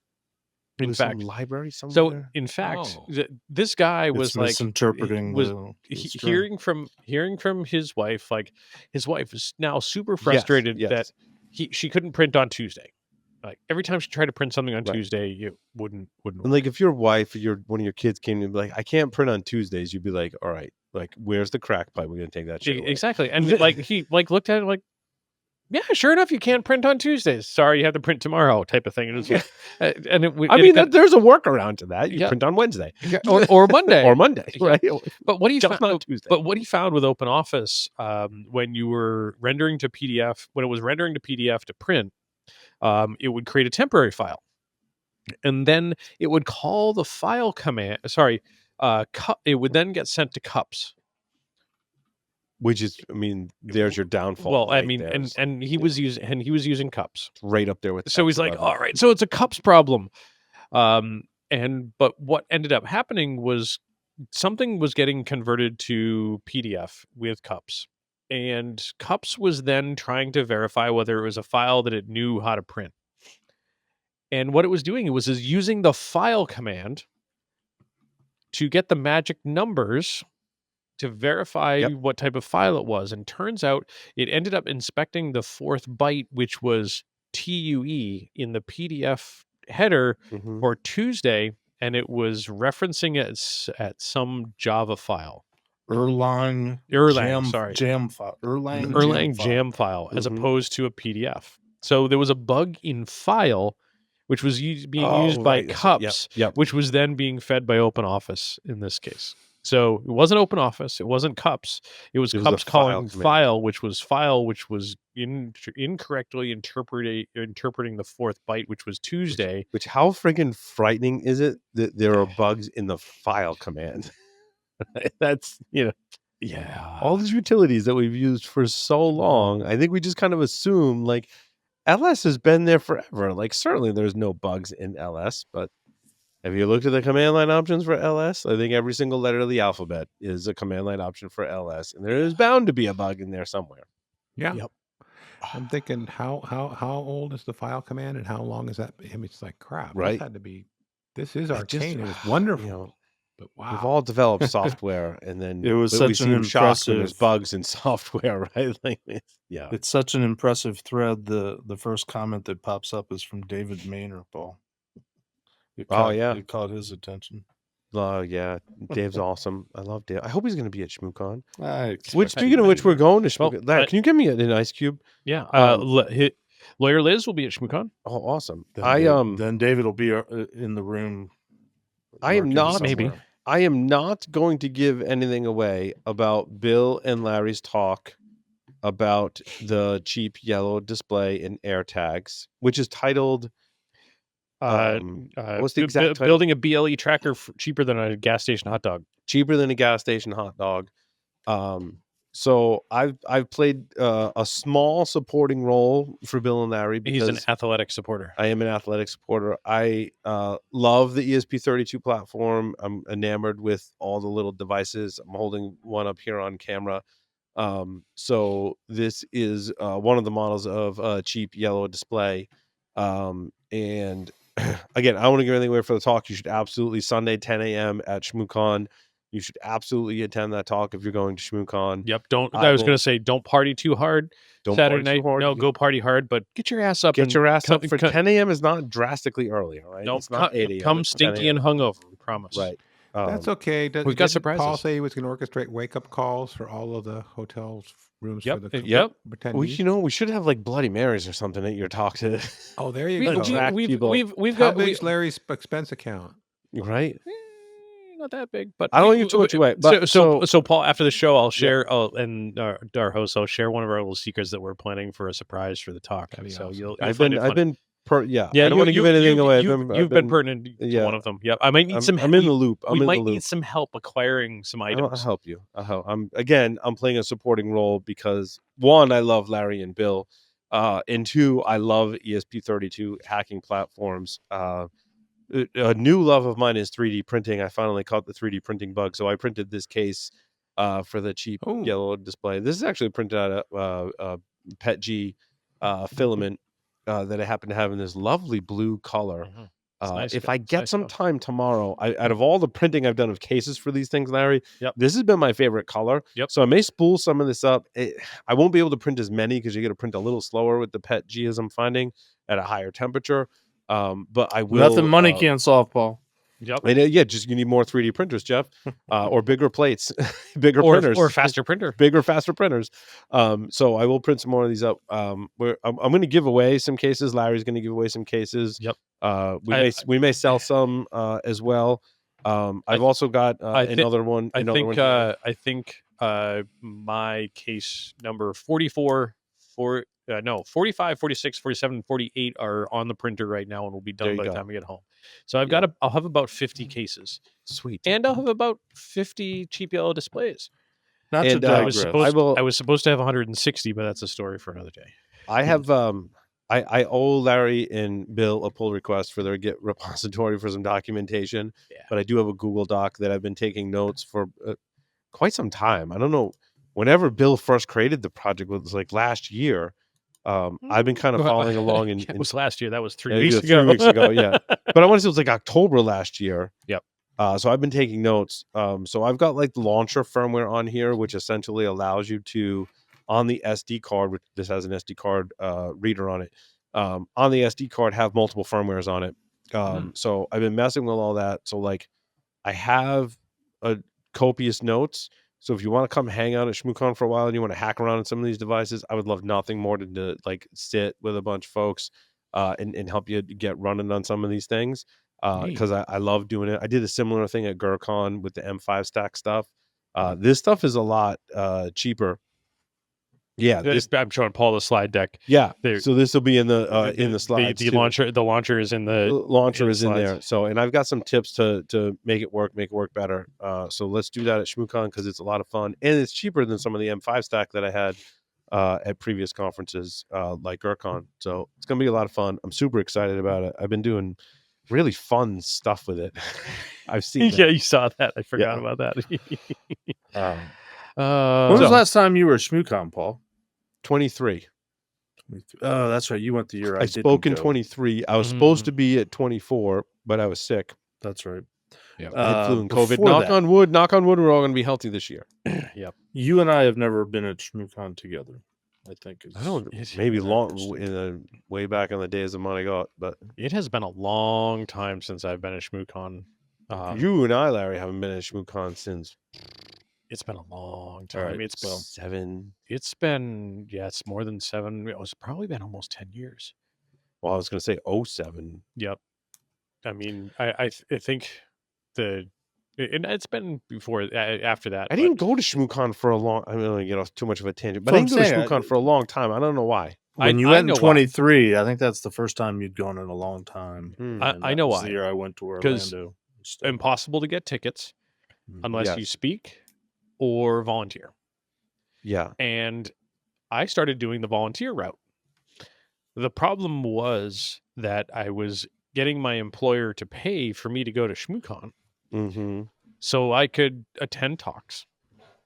And the only way I could get a ticket was to volunteer. So I volunteered. The problem is that when I was volunteering, I was getting volunteer schedules not in the talks that I wanted to go to that would have been Oh. beneficial to my employer. So I Right. couldn't justify Yeah. couldn't justify telling my employer, and that was at the time when they were going to be on the internet, but it was going to be like 2 years before they were on the internet, or you could buy the CDs from Ted. And then I did some volunteer work with Ted and vowed never to do volunteer work with Ted ever again, Well, despite the knows fact that? that he was an amazing human. I think for me, it's just time of year was tough to Yeah. plan because you're Mhm. coming off of a break, and again, hard to get tickets, hard to get a vendor booth because they sell both those things sold out really fast. Yep. And then like RSA was on the heels of that, and Yep. when I was running the team at Security Weekly full time, we were in like full blown RSA planning, which generated a lot of revenue for us. Yep. And so Shmucon took a back seat until 23 when I spoke. I'm very sad this is the last year of Shmucon, but I'm looking forward to seeing everyone being at Totally. Shmucon, hoping something materializes where in the first quarter of the year East Coast hackers can get together. Because now we've lost DerbyCon and Shmucon, and I'm really East Coast hackers. I'm really sad. So Paul, ESP32. I had a Oh, story yeah. on that. That's Yeah, a good you did. segue from the GPL display. Yep. And then, Also, then we've got BitLocker a selection. encryption before we run out of time. I'd like to. Yep. hear Yeah. about that. And Sam's got a suggestion too, because Okay. I want to chime in on the one. This one will be pretty suggested. quick. We can jump to you guys' stories. So liberating Wi-Fi on the ESP32.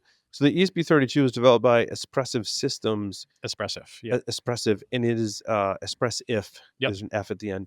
The Wi-Fi and Bluetooth chipset Mhm.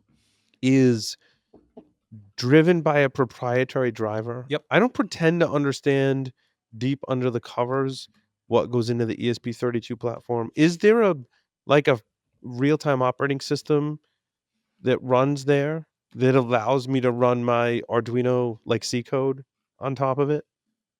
I haven't delved like that deep into the platform.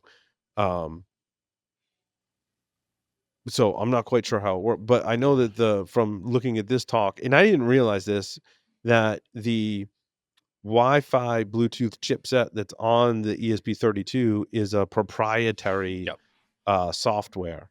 And researchers that presented at the Chaos Communications Congress over winter break, Someday I want to get there. I know, right? There were some awesome talks. We'll talk about the Volkswagen research hopefully too. They talked about liberating Wi-Fi in the ESP32. Yep. And so what they did was they reverse engineered the entire process and started to, I don't know how far along they are, but developed an open source stack Implementation. that took away all the restrictions. So basically now we conceivably with an open source stack in ESP32, we could do whatever we could use the radios however we wanted to use them, which I thought that's the way, stupidly, I thought that's the way it was, but apparently it wasn't. But they said this includes using it as a pen testing tool, a Batman mesh router. What is a Batman mesh router? What is it's an acronym. There's a period after each letter. What is that? So it was some early mesh networking along the lines of some of the wireless mesh stuff that came out for the Linksys WRT54G. Yeah. Okay. Yeah. So and using an AirDrop client. Yep, it's pretty wild. That could be very cool because especially when you start combining AirDrop and BLE together, you can get some very interesting data out of Apple's use of BLE technology. So I thought it was really cool. And that talk is there. It's in English. The Volkswagen talk is not in English, but it is dubbed. Someone did a live translation of the Volkswagen talk at the same conference, which was a pretty crazy data breach, which exposed 800,000 records, including location data, email address, phone numbers, home addresses of car owners.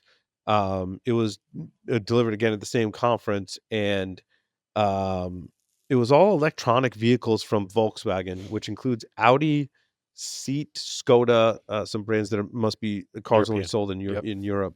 Mhm. Darknet Reading did a piece on it, and I also tied that to the Darknet Diaries episode of like theft, right? Like if you could figure out as a thief where everyone's electronic vehicle was that was made by Volkswagen, you could then potentially have a. It's harder to steal a car than it is a bicycle, just logistically. But having that location data, Is it harder to steal or harder to move? I would say both. Monetize. I'd say both. Go. Yeah, I'd say both, Jeff, because like even the Bluetooth stuff on the Teslas hasn't been like broken horribly. They've actually fixed a whole bunch of stuff. So like my phone is my key, but that, to my knowledge, hasn't been horribly abused. I think there were some discoveries early on, and they fixed them. Is that true, Larry, with the Tesla Oh yeah. locking system? Right. Yep. So that being said, Jeff, yeah, certainly both like the size and weight is an issue, but also the protections on cars are in this case electric vehicles are different than I was going to say on bicycles, some certainly. cars. Yeah, some car. Yeah, it varies. Kia's totally different story. Gotcha. So of course on the ESP32 deal, and I was trying to find the article, and I thought I saved it. It was an article, and I can't remember. I think it was the ESP32, but instead of using Wi-Fi on these boards to do some control and stuff, there was a guy that used the proprietary protocol that they have built in, and doesn't require an access point and is significantly faster and longer range in Interesting. near comparison to So it uses the low 2.4 gigahertz radio, implementing a custom proprietary and custom mean two different things. Yes, proprietary and custom. Right. And of course, I thought I tagged the article and the YouTube video, and I did not. So it was on Hackaday within the last 2 weeks or so. But either way, so great that like now that they're starting to unlock that we can potentially use that all in new and novel ways to be able to do like direct connect type stuff in competitors or something like LoRa. I tell you what, man, my ESP32 devices have completely replaced my Flipper Zero. My flippers are like kind of collecting dust right now, to be quite honest. And my time and effort and fun hacky things are all in these ESP32 based platform. Oh, like the LilyGo T Deck. Yep. That's the T Deck Plus. This is the T Deck Plus, which comes with it. See, this was before I had a 3D printer. If I had the 3D printer, I'd be like, oh, I can totally 3D print a case myself. Because actually, 3D printing cases for this stuff is I'm a newbie 3D printer, and it's pretty easy. Hey, we're getting short on time. Yeah, let's jump to some other stories. Let's talk about your story number 25, Paul. Sam asked for a request about that one. Yeah, this one was different than what I was. Yes. So what I was hoping it would be, Sam, was that the victim was the Bluetooth device. So this is BT, for some background. This is BT exec, and it's quoted as execute shellcode via Bluetooth device authentication. Right. And what I thought it was execute code on Bluetooth devices like TVs and other kind of appliances. Right. Send the shellcode, it hacks your TV. Yeah. It wasn't that. That would not be cool. That. It is run a service on your device. Not on the victim device. Yeah, your device. So you have to run code on the victim device. Yes, correct. So let's say your device. Right. Run code on your device. You get a device, you scan to find devices that are there, and then you ask for to start authentication with that device. It tries to authenticate to you. It connects to the service that you ran on your victim device and run the shellcode. Right. On your device. So you first have to have the ability to run code on the device, and then you gain the ability to run code on the device. It doesn't seem to accomplish anything.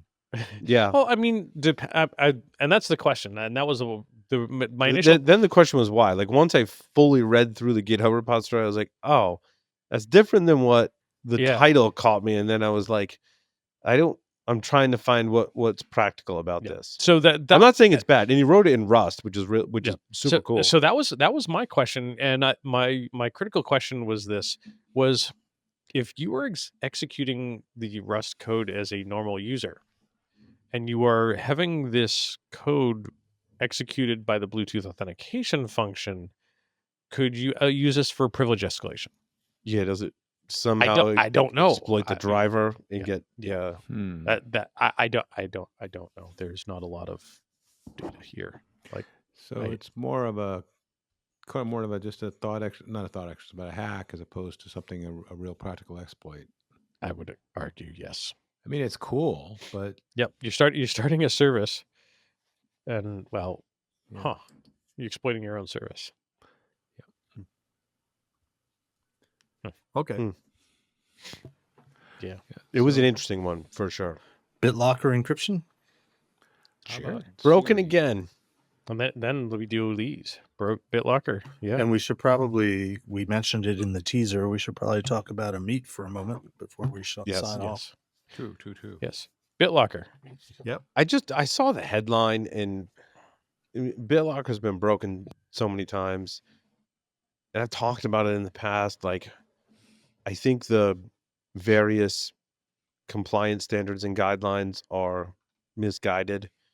I don't believe that BitLocker should be a requirement for a server that's necessarily in a secure data center. For a lot of people, I think there should be some leeway there. I think it's great for things like laptops that are mobile.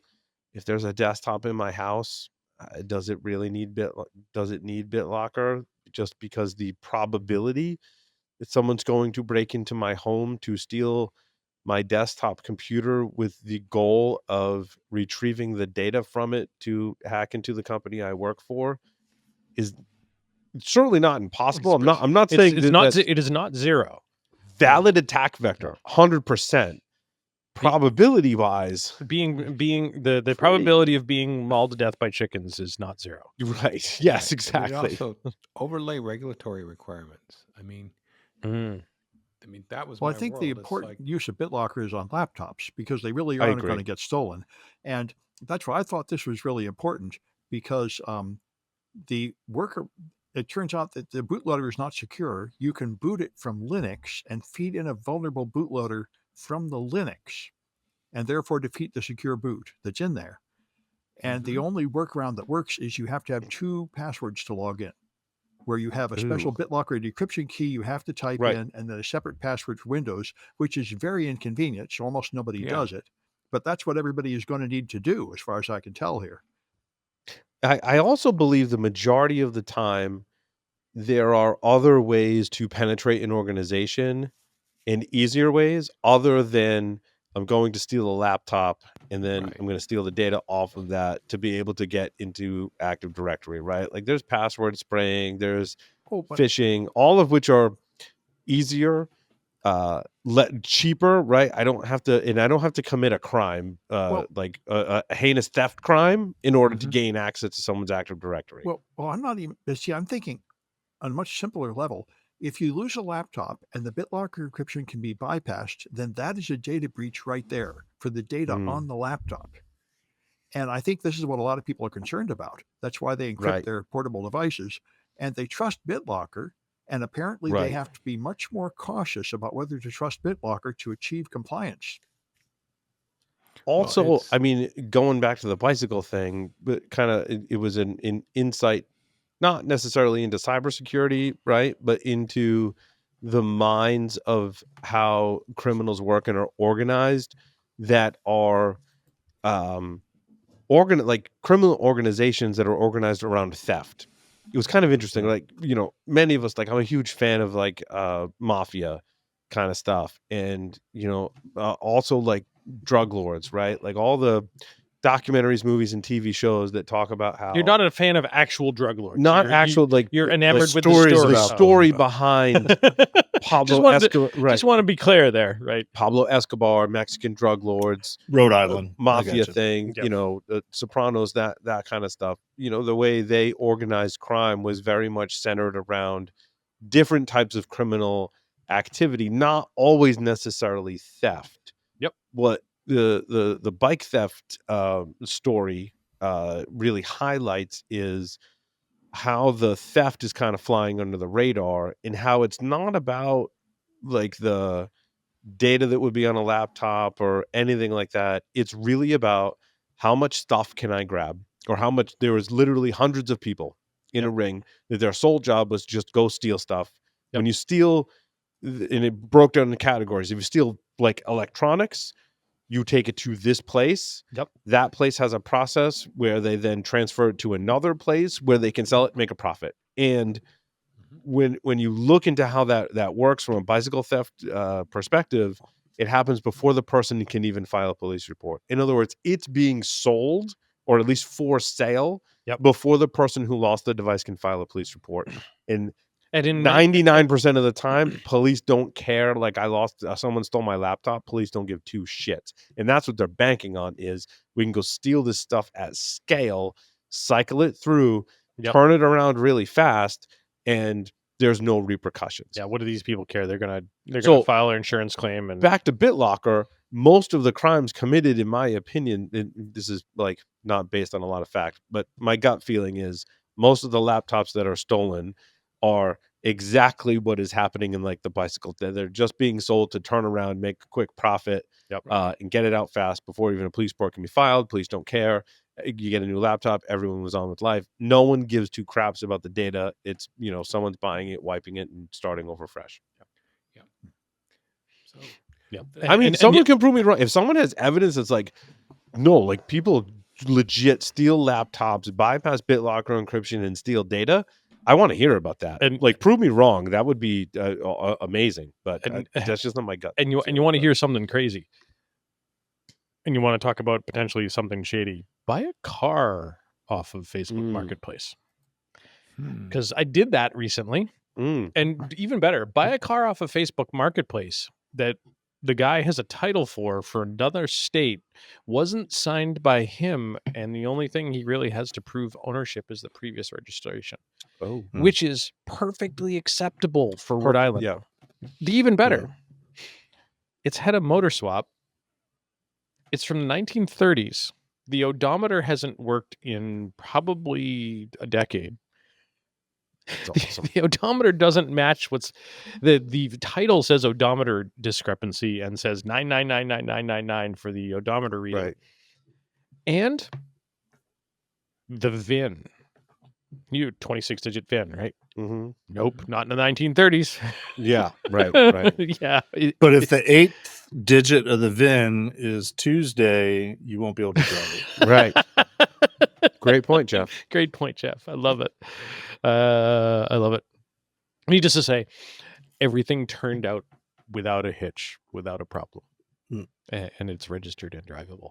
So Lee, one thing that really irks me is that as a security professional, I'm ashamed to say that we all, security professional or not, whatever industry you work in, right? If you're around technology, you have this inkling that what you say in conversation converts to what shows up in advertising. Yeah. And we kind of run under this assumption that things are listening to us. And as a security professional and a hacker, like, that makes me really uneasy, but also I don't have great insight into it. I don't, and admittedly, I don't do much to curb it. I use Google Assistant. You're going to get a commercial for something that's going to answer your question tomorrow. Right. When I know, right? Crack open your phone. Like, I use Google Assistant at home because I thought Amazon's solution was just too creepy for me, and there wasn't much, not a whole lot of basis for that. But also, like, I disable Google Assistant on my phones and on my watch because I think it's creepy and I don't want it listening to me all the time, and it probably still does anyway. But they don't listen to you. But that's what Apple said. But it turns out Siri was listening. Is that? Yep. Lee, go figure. I'm thinking, this is my surprise face, right? Because the model is you have a microphone hooked to a device that's listening for its wake word. Yep. How is it not listening to everything and processing and analyzing to see whether it's the phrase that pays? It is, but it should be throwing that stuff all away right away. Right, and that's the failing. And I don't strictly believe that this is unique to Apple as a flaw. No, I mean, agree. When I first started playing with the Google Home device, I got creeped out because I saw the top talker on my network was that device, even though I hadn't woken up yet. Mm-hmm. I was like, where the hell are you sending it? And by the way, I'm not Mm. throwing Google under the bus here because, it just was the example I had, and this was a while ago. But that but how many people actually think about that? That we got all these devices with microphones, and hey, beyond whether they should be, but how about let's have a secret meeting at the company? Shouldn't we have all those devices in the room? Mm. Yeah. Well, in secure facilities, you can't have those devices, as we all know. yeah, obviously, And but I mean, there's certain levels of secret facilities. Like, No, I agree. well, I mean, I wasn't even meaning secret like classified. I mean like proprietary or business. We're going to Business discuss the confidential. next big thing that's going to make or break your company. That's kind of a proprietary private conversation. Yeah. And Lee, this goes to a great point, and this goes to a pen test that I did a decade ago. And the story is that when we were a decade ago, when we were doing pen tests, when we were successful, we got domain admin, and we could prove that we could get access to all the things after getting domain admin, because Shell is just the beginning. Thanks, Carlos. That if you had a successful pen test, at the conclusion of that test, I would take myself out for a steak dinner. Yeah. And there was only one time that I did not have a successful pen test in a many-year career that I did not take myself out for a steak dinner. And that was because the coworker that I was with said, that's not steak dinner worthy. And well, one, fuck you. Those are my rules, not yours. So instead, I took myself out for a lobster dinner. Good call. Good call. Because we didn't get domain admin. But what we did do was we got access to all of the video conferencing units in all of their conference rooms across the company. I did that on at least 2 pen tests, which is hilarious. One of them was we got access to the video conferencing, and we could see the whiteboard and all of the attendees of the meeting, and they were discussing the product line for their next year's products. Yep. Which, if a competitor had had access to that, would have sunk the company. Yep. Bingo. I rest my... The prosecution rests. Lobster dinner. So, but Apple had to pay out a lawsuit, right? Is that right? Is that true? It's like 90 million or something. And basically, the average user that if they're in scope is going to get $20. That's petty cash. 90 million to Apple is like 20 Petty bucks cash to us. Yeah. Point being, though, it's like don't count on a big payout if you're in scope of this lawsuit. It's more of a. But I don't think you can buy they'll fix any some Apple. stuff too, though. Can you buy any Apple branded product for $20? Nope. And Lee, I heard some different stuff. One, I heard it was 100, but there's no way that would scale. You can't even properly. buy like a lens cleaning cloth. And wasn't there lens cleaning cloth like $200? You can get an AirTag. And you can get an AirTag. No, it's true. Can you get one AirTag? One AirTag is like $19.99, right? Yep. Yeah. But you can get an AirTag. And Lee, I think which is not bad. There was also some AirTags are great. There was also some discussion about $20 per user or $20 per Siri-enabled device. It's my understanding. It's the latter. It's per device. Oh, okay. So depending. So I'm like, I'm in for like $160 right there. But still, so you can get like a lot of AirTags. You could buy a bunch of AirTags, or maybe even a lens cleaning cloth.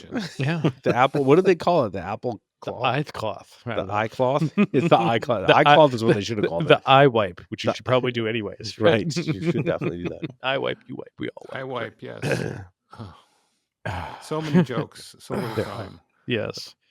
Awkward transition, but we should probably. Yeah. Let's. how about talk about a meet? We should.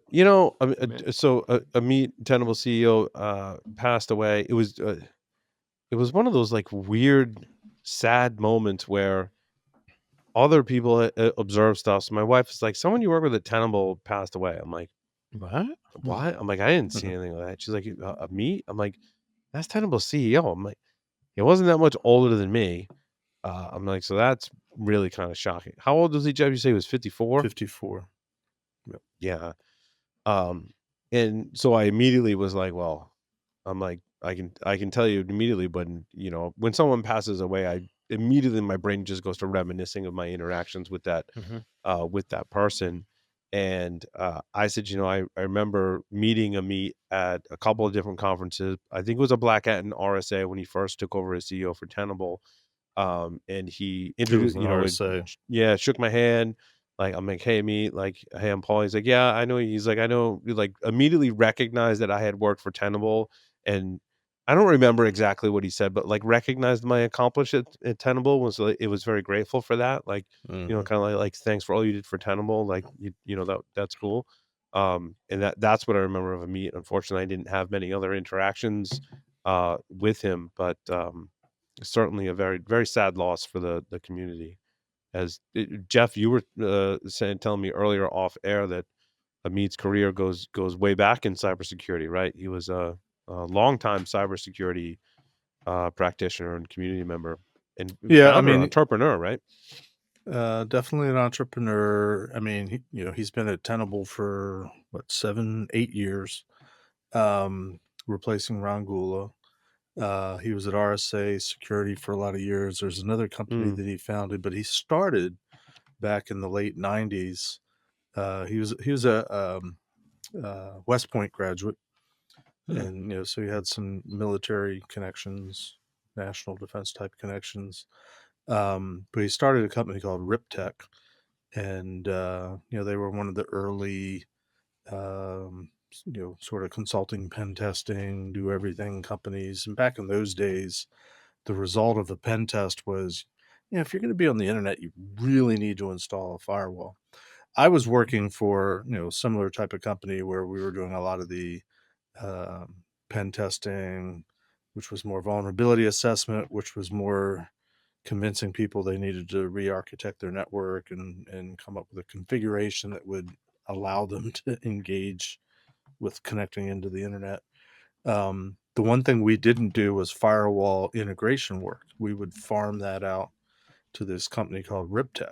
And I had heard the name Amit many times, but it was my boss at where I was working that always interacted with them. So it's probably the same Tenable party at RSA where you were talking to him that I was talking to him. So it would have been the 217 RSA. Was his first RSA as CEO of Tenable. Yep. And I was invited. I wasn't working at Tenable anymore. Neither were you, I guess, but we're still invited, friends and family. And when I was talking to him, I said, hey, we have sort of a common past, because back in the 90s, I used to work for this company and we used to farm out this, all the firewall integration work for you.